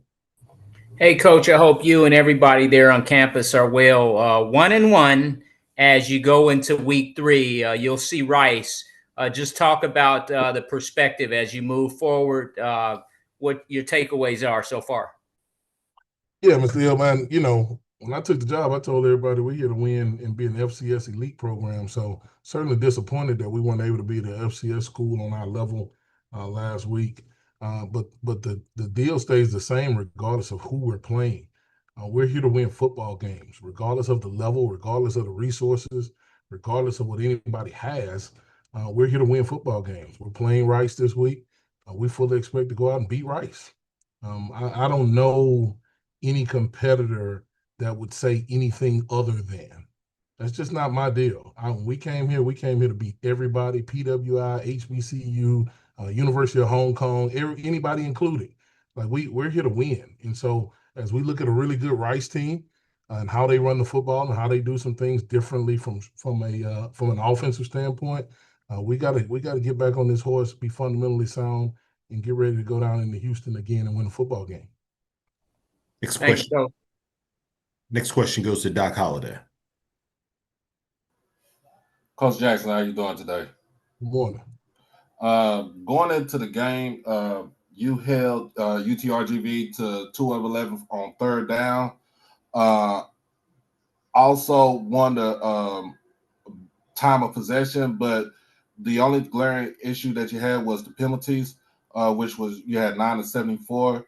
yards. What are the things you want to try to clean up as far as when it comes to the penalties going into this game with Rice? Yeah, disappointing in the penalties again. I think in 2 weeks we had 24 penalties. We do everything. I've heard you ask that question to some other coaches on the staff that I got a lot of respect for. We do everything that everybody else does. We show it to them. We practice them. We call them out. I was the referee all week. Here's the deal about penalties. When you come back on Sunday, some things ain't penalties, and I think we got to be really honest with ourselves, man. Everybody needs to clean up penalties, even the folks calling the penalties. Everybody needs to clean them up. And so we got to really, I'm tired of sending stuff in for review. Our kids ain't perfect. We do some things. We play an aggressive style of football, but some things just need to be better. And so we're going to certainly continue to do our job on our end. We just hope that others do theirs. I appreciate you, Coach. Next question goes to Wayne Cartwright. Coach Jackson, despite the fact that you guys obviously didn't get the outcome that you were looking for this week, you can still meet all of your goals. So with that big picture in mind, how is the message of that, and how is the framework of that being transferred to the players and their mindset and their outlook just even after the game on Saturday? Yeah, I'll say this with all due respect. We can meet all of our goals in our conference. We're missing some things from a national landscape. And I just don't come from that. I come from, if they're on the schedule, we should win. And so, yes, we can still, but that's seeking comfort in our opinion. When you just go to point to something on why, we lost, but we can still meet our goals, that's seeking comfort. And we just don't do that here. We didn't play well on Saturday. I'm the reason that happened. I didn't coach well. And so we got to really get back to the grind and clean it up. And when the time comes for us to get back in the conference play, we need to be ready for that. But until then, we need to be ready for Rice. And so we don't sit around here and talk about what can be. We talk about what was and then go, okay, how do we fix it so that never happens again? I think we play this team that we played again in 2027. We need to be ready for that. But we're here to get this football program done from a national perspective. And when you lose an opportunity to beat somebody else outside of your conference, you're taking away the opportunity from your program to be nationally recognized. But we'll get back and get ready for a good Rice team. Appreciate the transparency, Coach. Good luck this week. Thank you. Next question goes to Jason Bristol. Morning, Tmaine. You mentioned the offense stale and I guess maybe the team in general lacking juice, but maybe it was just the offense and being down 17-0. Do you attribute any of that to the emotional win over Texas Southern, or is that too lazy to point to that? Yeah, I'm quite sure. Good morning to you, Jason. I'm quite sure that has something to do with it. When you win an emotional game, those things can hurt you or they can help you, right? And I just think from a maturity standpoint, we've got to grow up internally. And I'm talking about our players, our fans, our alums. We held on to that thing a little bit too long. We had people coming here Saturday asking to take a picture with the trophy. That's that our kids see that. And so what we're trying to teach is a culture of winning consistently and having high expectations across the board. And I do think that had something to do with it. But ultimately, I just didn't get us ready to play like I should have. I felt it. I knew it. I need to be better. And we'll certainly get that done. Thank you. Next question goes to Terrence Harris. Hey, Tmaine, how you doing? Good. How about yourself? Good. Hey, quick question. Are you staying the course with your quarterback situation, or are you going to make a change? How are you going to move forward with that? We'll see who practices good this week. I mean, I always told myself that I wouldn't be one of those coaches saying that we would get back to the basics after a loss, right? We'll get back to the basics. We just try to stay basic. And our basic way of doing things is whoever competes the best all week starts on Saturday. And so we'll kind of get back to that, and we'll see how it goes. Thanks, Coach. Next question goes to Mona Stapleton. Good morning, Coach Jackson. How you doing? Morning. So I kind of took my question about the quarterback, but Rockwell, your receiver, did have a 98-yard effort. The offense still struggled to finish drives. How much of that falls on quarterback play, and what are you going to adjust offensively against Rice? Yeah, it doesn't fall on quarterback play. It falls on me. And so what we're going to do is get off this call with y'all and go in here to this meeting and get our problems fixed. It starts and it ends with me when you're in this seat. We're not going to sit around and blame players. Obviously, I did a bad job of getting them ready to play. And that just is what it is. And so I can fix me. That's the one thing I can fix. I can't control the ticket prices and popcorn and all that, but I can fix me. And so we're gonna certainly get this fixed because I told everybody why we're here. I mean that, and we still stand on that. Thank you, Coach. Good luck.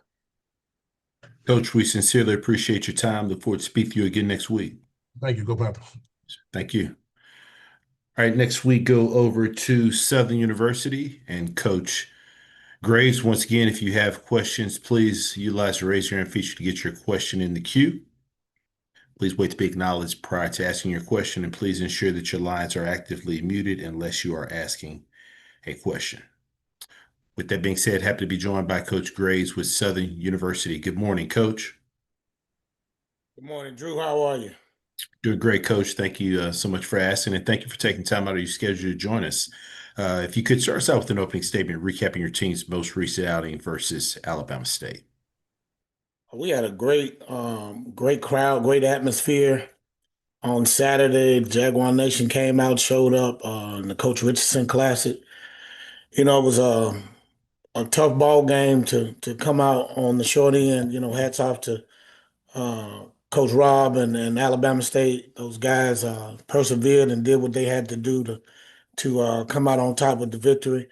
You know, the ball game was a, like he said earlier, you know, it was a tough ball game. It was 6-0 at halftime. We came out, we got a score, and then we turned around and gave the momentum back. In a couple plays, they were back up. So, you know, we had our opportunities, we had our moments. We had a lot of missed opportunities in the ball game, and certainly you can't turn the ball over 4 times and expect to beat a quality football team. So, I think that was the big difference in the ball game. You know, the turnovers, they did a great job of capitalizing off of those turnovers and field position. And we got to do a better job of executing in all 3 phases of the game. We talked about it yesterday. We're working on it. We're going to continue to work on it, and we look forward to getting better going forward. Thank you for those comments, Coach. We'll open it up for questions. First one goes to James Hill. Hey, Coach, I hope you're well. Talk a little bit about just moving forward, what you guys look forward to playing the next opponent, and it's all about Southern. We put it through the worst.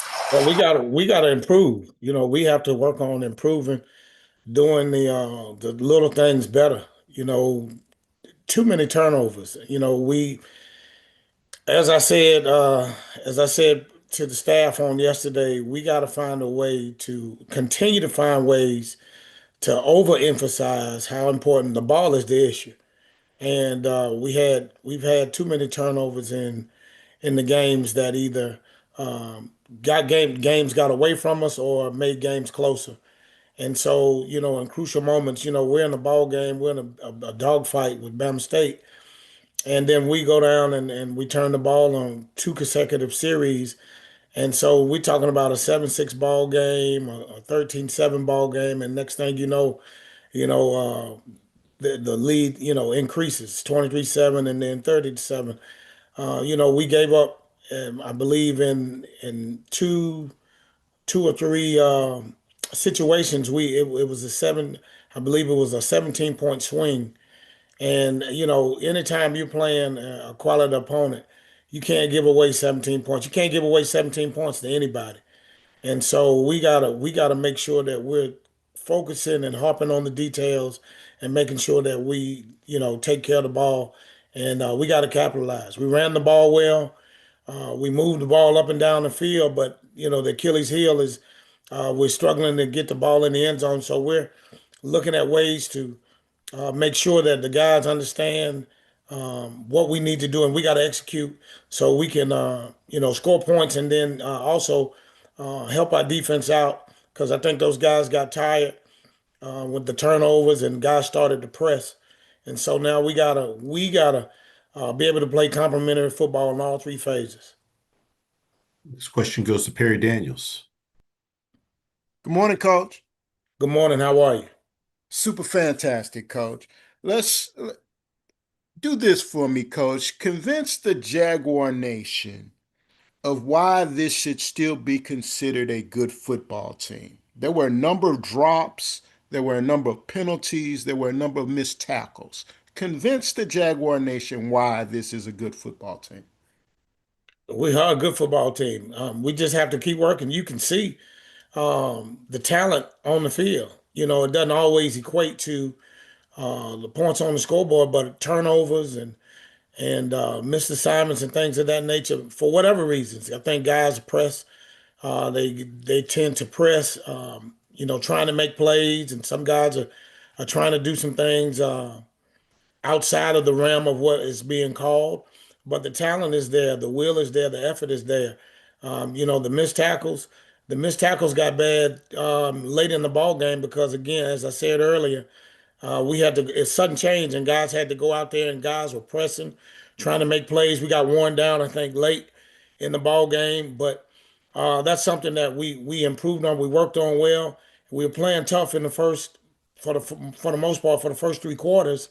We played really well, well enough defensively, and then we got, you know, field position wise, you know, giving up a big return right after a touchdown is unacceptable, and that happened in week one. It was almost a carbon copy, unfortunately, of how the week zero and Saturday was, and that's disappointing. But at the end of the day, the guys fought. They continue to fight, and we're going to continue to fight and improve.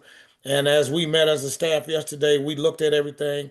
We went over personnel. We looked at what we're doing, and we want to make sure that we're doing everything to make sure that we give these guys a chance to be successful.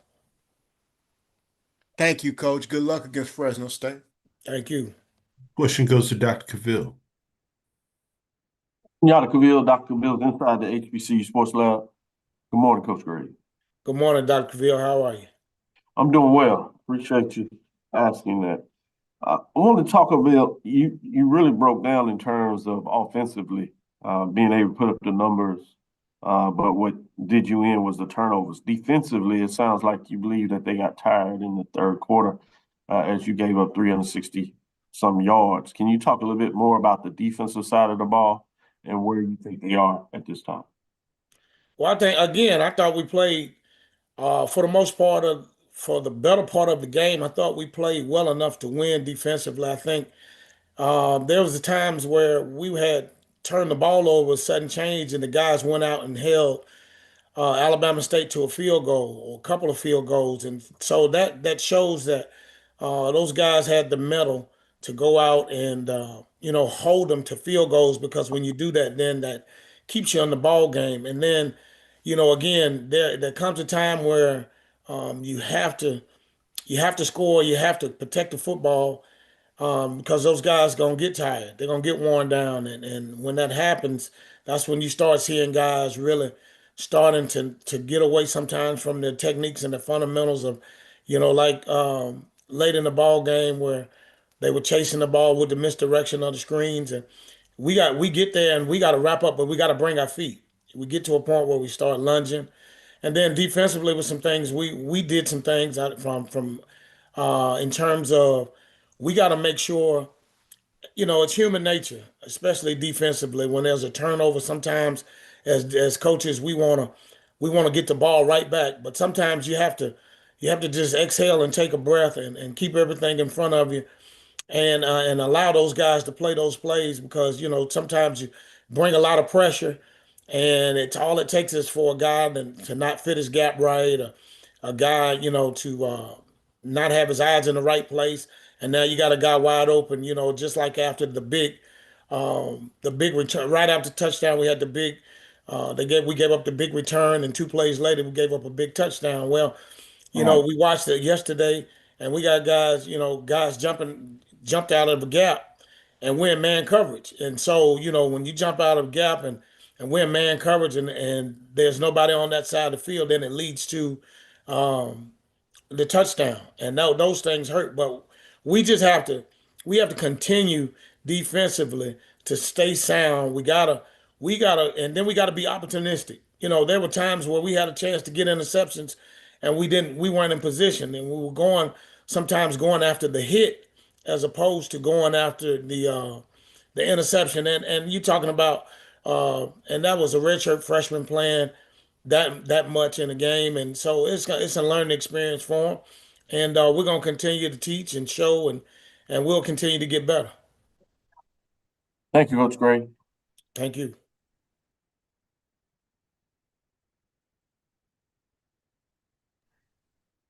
We've got time for one final question that'll go to Wayne Cartwright.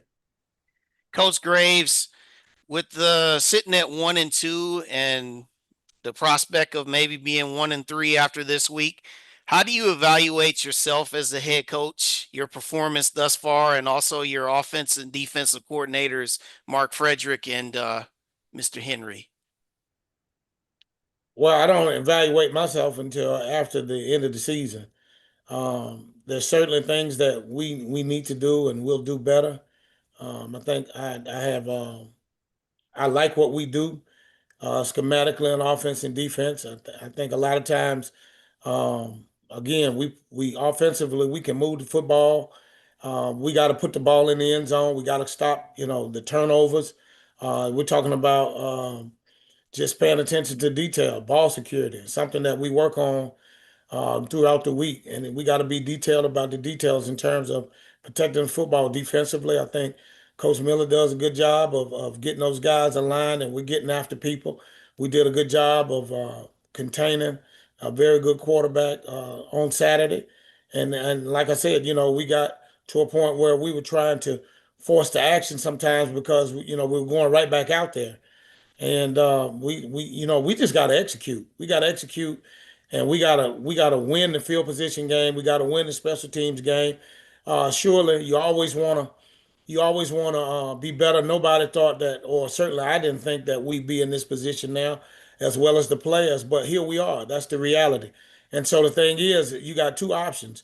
Either you put your head down and you go to work and you fight to continue to improve, or you sit around and you sulk and you pout.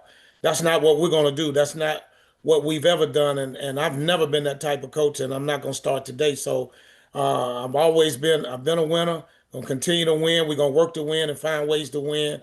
And so we're gonna win the day. And that's what we believe in. We say dominate the day. We're gonna do that every day. We're gonna continue to work, and we're gonna live with the effort that we put forth. Well, thanks for the transparency, Coach, and good luck this week on that trip out there to Fresno. Thank you. Coach Graves, as always, we appreciate your time. Look forward to speaking to you again next week. All right, thank you, Drew. Go Jags. Yes, sir. Thank you. All right, next we go over to Texas Southern. Once again, if you do have any questions, please utilize the raise your hand feature to get your question in the queue. Please wait to be acknowledged prior to asking your question.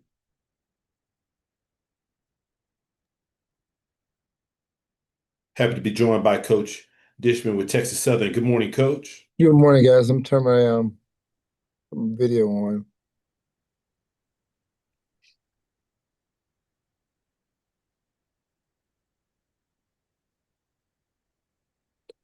It says that you guys are disabled my video, so Let me see if we can get that corrected, Coach. I guess you'll have to do it from here. Starting now. Okay, there it is. All right, sounds good. All right, Coach, as always, thank you for taking some time out of your schedule to join us. Coach, if you could start us out with an opening statement, recapping your team's most recent outing at Cal. Well, I was very proud of the way our players played. And first of all, let's thank all the fans who came out there. We had a lot of our fans from Texas Southern to come out there and cheer our guys on. So our guys were happy to see that. And a lot of the California fans out there also at Texas Southern. So first of all, thanks to fans for coming out and cheering our guys on. Our Ocean Show band made it out there, and it was a big hype for us. Appreciate those opening comments, Coach. First question goes to James Hill.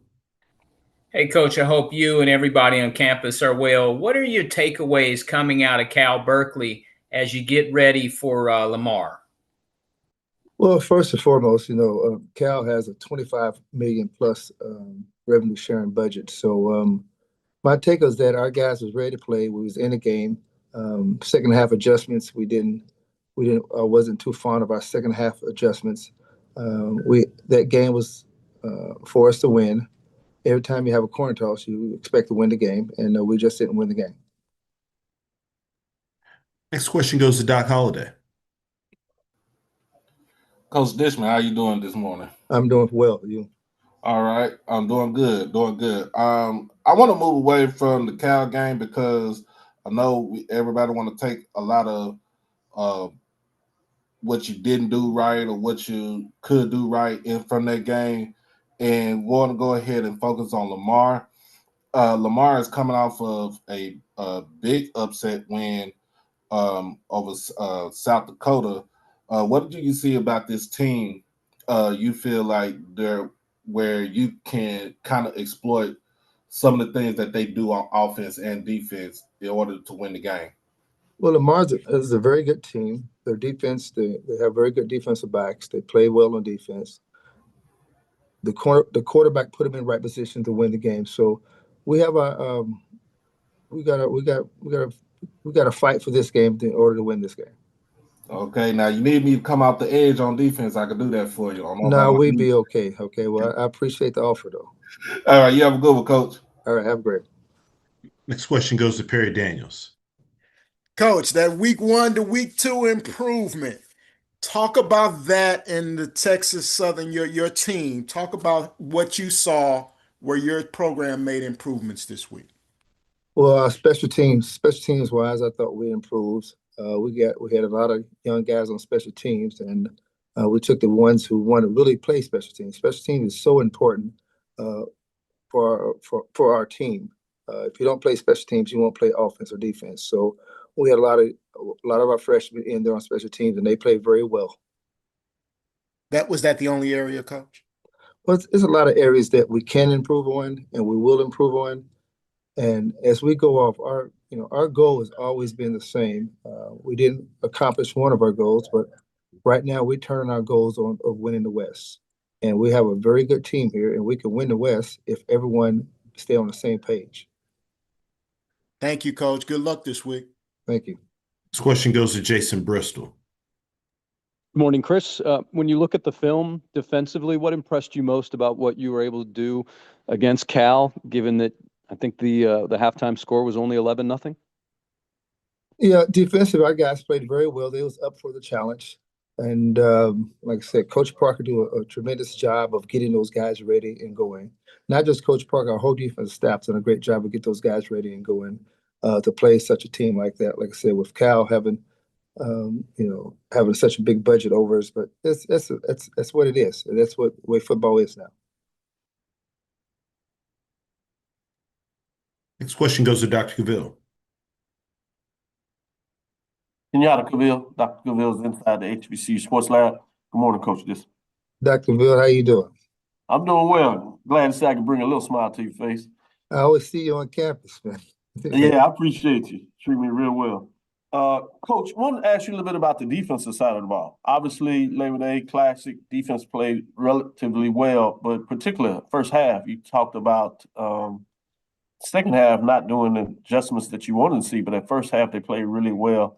How are you going to translate and have them continue to play and even get better in regards to this next game against Lamar? And I know you don't like to single out players, but at least provide me positional areas where their strength of your defenses coming to the table. The main thing is getting these 17, 18-year-old young men, student athletes, to play to their potential. As a coach, that's on us. It's not on them. It's on us. And we have to figure out who have the best talent to have us win football games. So that's what we're doing this week. Of each and every week, we may have a different lineup in there. And it's okay to have a different lineup. And we're putting our job on the line on these 17, 18-year-old young student athletes. So it's up for us as coaches. And I don't like to call our coaches coaches. I like to call them teachers. It's up for us as teachers to give them the tools so they can be successful for us to win. Next question goes to Terrence Harris. Thank you, Coach. Hey, Coach, how you doing? Mr. Harris? Hey, you mentioned a couple times the budget and the $25 million. I want to get your thoughts on just this whole idea of money games and do you feel like they do more damage than good, or I mean, what's your feeling on those? Well, I can't really answer. Haven't been in the HBCU circuit that long to answer a question like that. But for me, it's whoever's on your schedule, you're supposed to win. You go out there to fight to win the game, and what happens happens. So they was on our schedule. We was supposed to win that game. We was in that game to win it. We wasn't in that game just to show up for the money. We was in there to win the game. So, what did you talk to your kids about after that game in terms of just the result and how to process that? Being 0-2, and still have a chance to win the West. That's the positive thing to come out this. We're 0-2 and we still have a chance to win the West. Our goal is to win the West. Our goal is to win the HBC MEAC versus the SWAC. Our goal is to win that. So our goals are still in front of us. Okay, thanks. Last question goes to Mona Stapleton. Good morning, Coach Dishman. How you doing? Ms. Mona, how are you?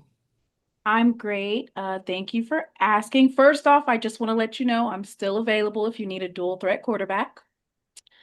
But on a serious note, your defense showed flashes of toughness against Cal.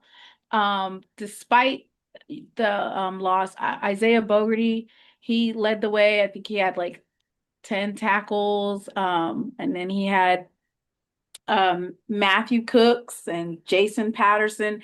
Can you talk a little bit about that defensive unit as they continue to gel and what you look forward to as the season progresses and you get into SWAC play in terms of your defense? Well, I expect them to progress and be high up in the SWAC versus our defense. Bogue is Bogue. He's a very good player. He have a chance to play at the next level, so he has given all he got. Patterson is coming along well. These guys are brought here to win. These guys are brought here to sew up our defense. And that's what I told him yesterday is that you guys are brought here to make us a better team. And that's what they're doing. Coach, as always, we appreciate your time. Look forward to speaking to you again next week. All right, have a great one. Sure. Thank you. All right, next we go to Jackson State and Coach Taylor. Once again, if you do have questions, please utilize the raise your hand feature to get your question in the queue. We already have several questions there in the queue, so please limit your questions to one initial question. If we've got time, we'll work our way back for some follow-up questions. With that being said, happy to be joined by Coach Taylor with Jackson State. Good morning, Coach. Hey, good morning. Coach, as always, we appreciate you taking time out of your schedule to join us. If you could, start us out with an opening statement recapping your team's most recent outing at Southern Miss. Yeah, it was a great football weekend, man. The fans really came down to Hattiesburg here from Jackson and all over and really supported that football game. But I'm very pleased with our football team. They came out and competed. They fought throughout the football game for 4 quarters of football. It was, like I said, a great atmosphere. Going in at the half, we felt like we was in a position to win the game. Just came out in the second half and couldn't sustain. They was able to separate from us right there late in the game. So, like I said, hats off to Coach Huff. He got a great program out there. He really has it going in the right direction. And, just very proud of our team, the way we came out and fought and competed with a FBS opponent. Appreciate those opening comments, Coach. First question goes to Dr. Cavill. This is Kenyatta Cavill, Dr. Cavill's inside the HBCU Sports Lab. I want to look at that Tuskegee matchup. Got a chance to catch them early in the year. They seem to be playing pretty stout on the defensive side of the ball and getting some things going offensively this past weekend. What do you see in terms of that matchup of what you want to see your Tigers do against that offensive defensive unit of the Golden Tigers? I'm sorry, Doc, I didn't mean to cut you off, but I think they're a great reflection of their coach, Coach James over there. He's a hard-nosed guy. And that defense, like you said, they really do a good job of striking people. They get people on the ground. I love the 2 linebackers they have over there playing football right now. They're playing at a high level. So, we got to get those guys covered up and, do what we like to do. That's run the ball to set up the pass. So, they're flying around. Their defensive line is very active. They play with a lot of energy over there. like you said, offensively, they're starting to crank up on the offensive side of the ball. And as far as I remember, the last time they came to Jackson, they upset Jackson State, and I know they have that on their mind for this weekend. It'll be the WC Garden Classic. So the atmosphere is going to be crazy in the vet as well. So we got to have our A game, be ready to play.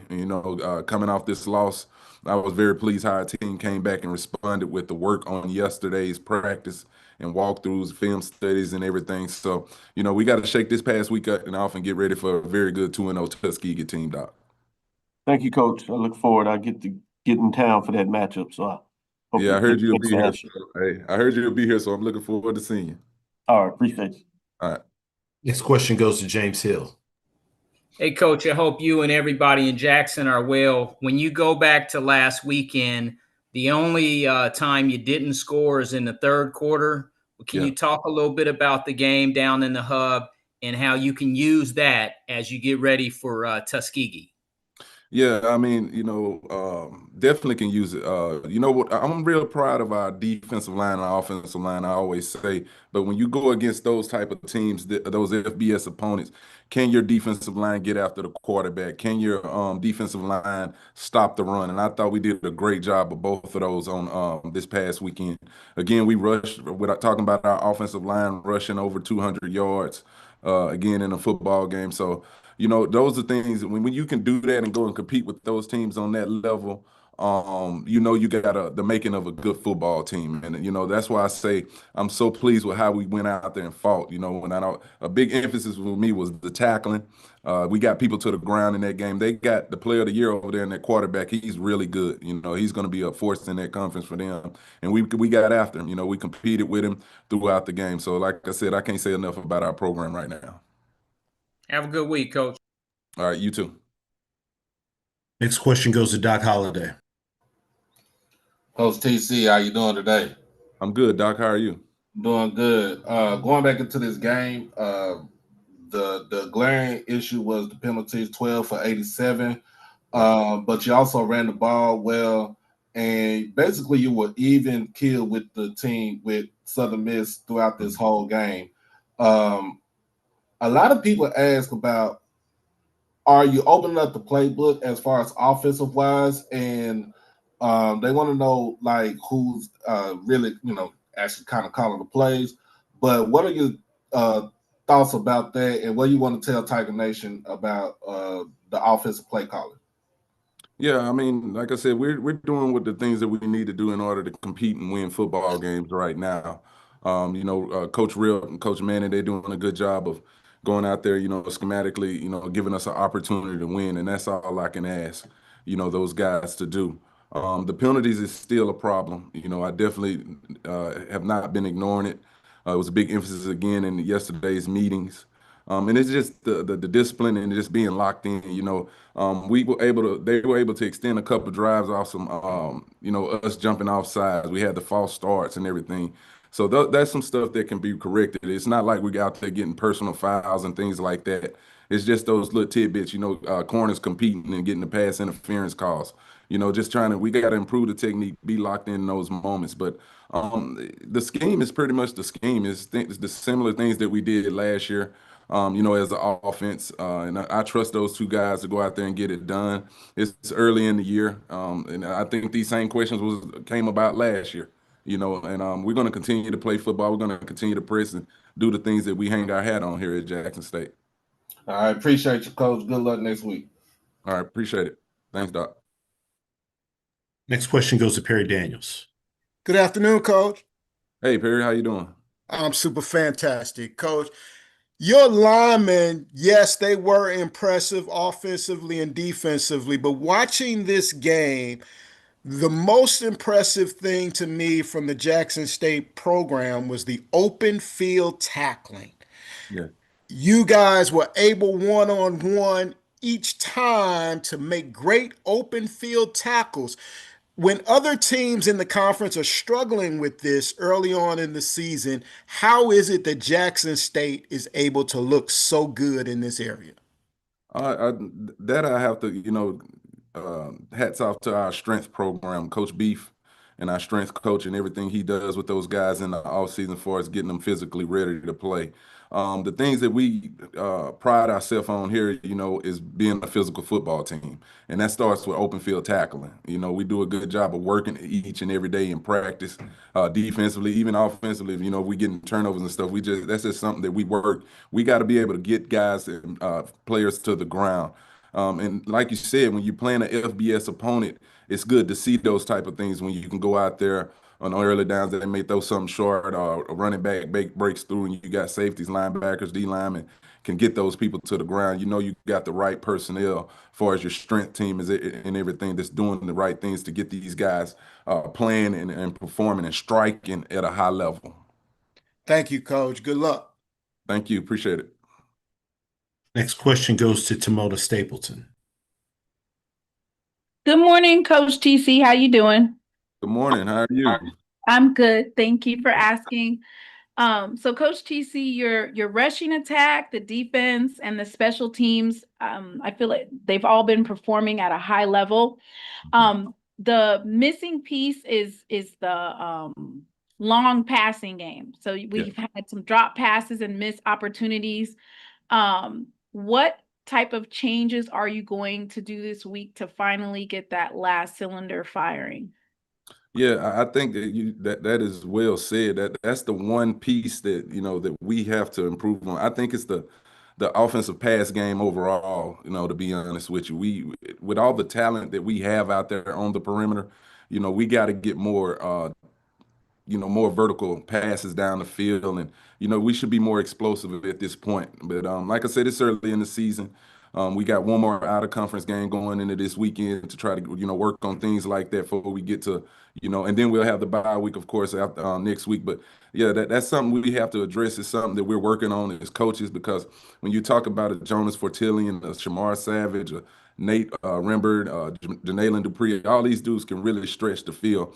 So that's something we're trying to figure out, and I think that's the last missing piece to this football team that we got to get corrected here. And just it's something that we've been talking about in the meeting rooms as coaches as well. How do we get some more down the field throws and get these guys to lock in and make those plays when the ball is in the air? And that's what I've been talking about with the players as well. Jacobian has to, when he has the opportunity to push the ball down the field, he has to have confidence and let that go. Trust in the pocket with the old linemen, and those receivers got to give those go up and make the plays. So I think that's the one missing piece that we got to work on and get right before we get to conference, to help complement this run game. Thank you, Coach. Appreciate it. Well said. Great question. Got time for one final question. It'll go to Terrence Harris. Hey, Coach, how you doing? I'm good. How are you? I just want to talk to you real quick about Quincy Ivory. Kind of, what did you like about what you're seeing from him? And then can you tell us a little bit about just how you guys landed him?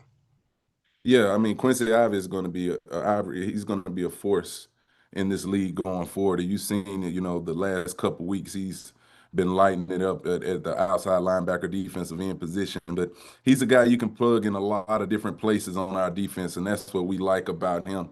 No difference than the young man that we had on this football team last year, Josh Nobles. Was a versatile defensive end, outside backer type guy. And I think Quincy is probably more athletic than Josh. So he's going to have the opportunity to make a lot of plays. That's why you saw him have the sack this past weekend, 10 tackles, because he's able to do so much schematically for our defense. Coach Colzie James, a guy that was on our staff last year, identified this young man coming out of the University of Florida, and it said the same things that I'm telling you now, that he was going to be a force in this league. And once we got him on campus, we was unfortunate enough he was wanted to commit to us, and it was all about opportunity for him to play. That's what he was about. He wanted to just get on the football field. And once we got him to work in this summer, you could see it. I mean, the kid is his stature, the way he's built, very twitchy kid, a powerful kid, young man coming off the edge as well. You can see all those things that's translating to the football games right now. Okay. Thanks, Coach. Thank you. Coach, as always, we appreciate your time. Look forward to speaking to you again next week. All right. Thank you, guys. I appreciate you. Thank you. All right. All right. We have Coach Buckley with Mississippi Valley State to close us out here. And so once again, if you do have any questions for Coach, please utilize the raise your hand feature to get your question in the queue. With that being said, happy to be joined by Coach Buckley with Mississippi Valley State. Good morning, Coach, or good afternoon. Good morning. Good morning. Finally. Yes, sir. And always thank you for taking time to join us. Coach, if you could start us out with an opening statement, recapping your team's most recent outing versus Tarleton State. I would say the first half we showed the improvement that I thought that we would make. We controlled, we ran the ball, we made some plays. We had issues in the red zone again that we have to clean up. Defensively, we adapted to what they like to do to stop them in the run game. We put the DBs on a lot of stress for the game, and for the first half, it was pretty good. It was competitive, even with all the penalties. We had a few miscues back there on special teams. We cleaned up the punt. We went to a different style because we lost our long snapper a couple weeks ago, and we've been trying to work through that. But overall, the energy was good, the attitude was good, the game plan was good, and as you can see, the second half they made some adjustments and started to get their better athletes, players on ours, and we couldn't hold up. But we played 60 minutes, which was very, very good to see. Thank you for those opening comments, Coach. First question goes to James Hill. Hey, Coach, I hope you and everybody in the Delta are well. Your quarterback room, Mr. Brown and Mr. Nunez, 3 picks. Just talk a little bit about your quarterbacks going forward, what you look forward to against Southeast. Well, yes, we struggled. We struggled back. We're reading some of the stuff they was doing. Their D-line was very good. They was pushing it back. So it was a mixture of them and us. Which was, like all the other coaches saying, it's early in the season and we're still in that evaluation process, or that evaluation process was going on last week.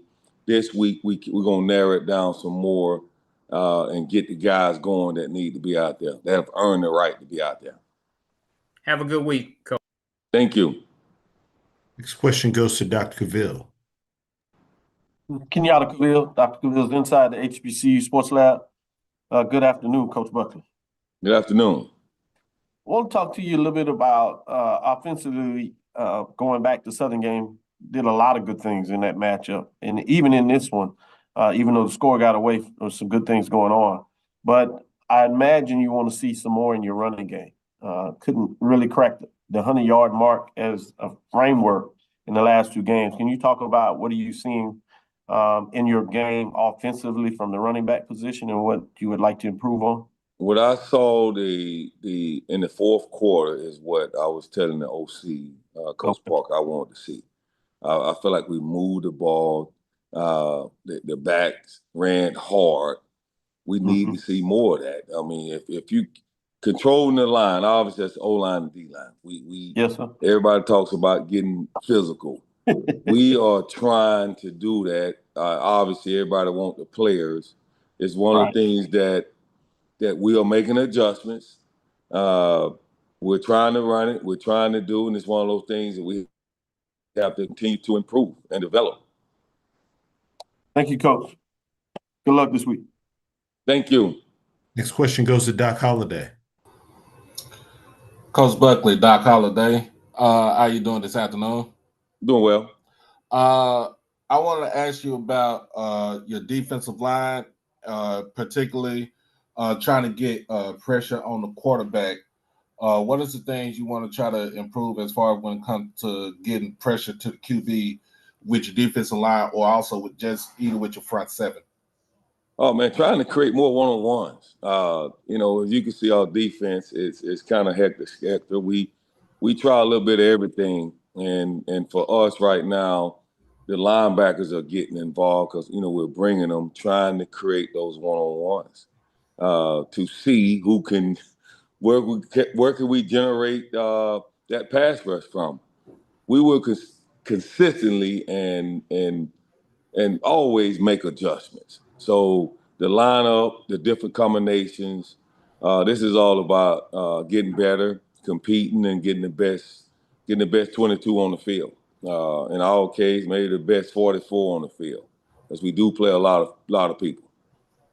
Also, what is the things that you see in Southeast Louisiana on the offensive end? Well, they're similar. They run some kind of the same stuff that everybody else runs. Now, you ask me this 3 days from now, I have more for you. We are trying to make sure that we get ourselves correct. And we just had a ball game 2 days ago that we did a lot of good things for our first half. The second half, was it schematically? Was it players? Was it coaches? It's a combination of things that we're still trying to work out. But Southeastern, they're going to be another opponent that we have to be ready for to stop the stuff they do. Can we stop the run? And can we put them in third and long and make plays? I appreciate you, Coach. Good luck this weekend. Thank you. Coach, we sincerely appreciate your time. Look forward to speaking to you again next week. Thank you. Yes, sir. Thank you. This concludes our SWAC football head coaches media session for Monday, September 8th. And just a reminder, all SWAC football head coaches media sessions are archived on the SWAC Digital Network and SWAC TV.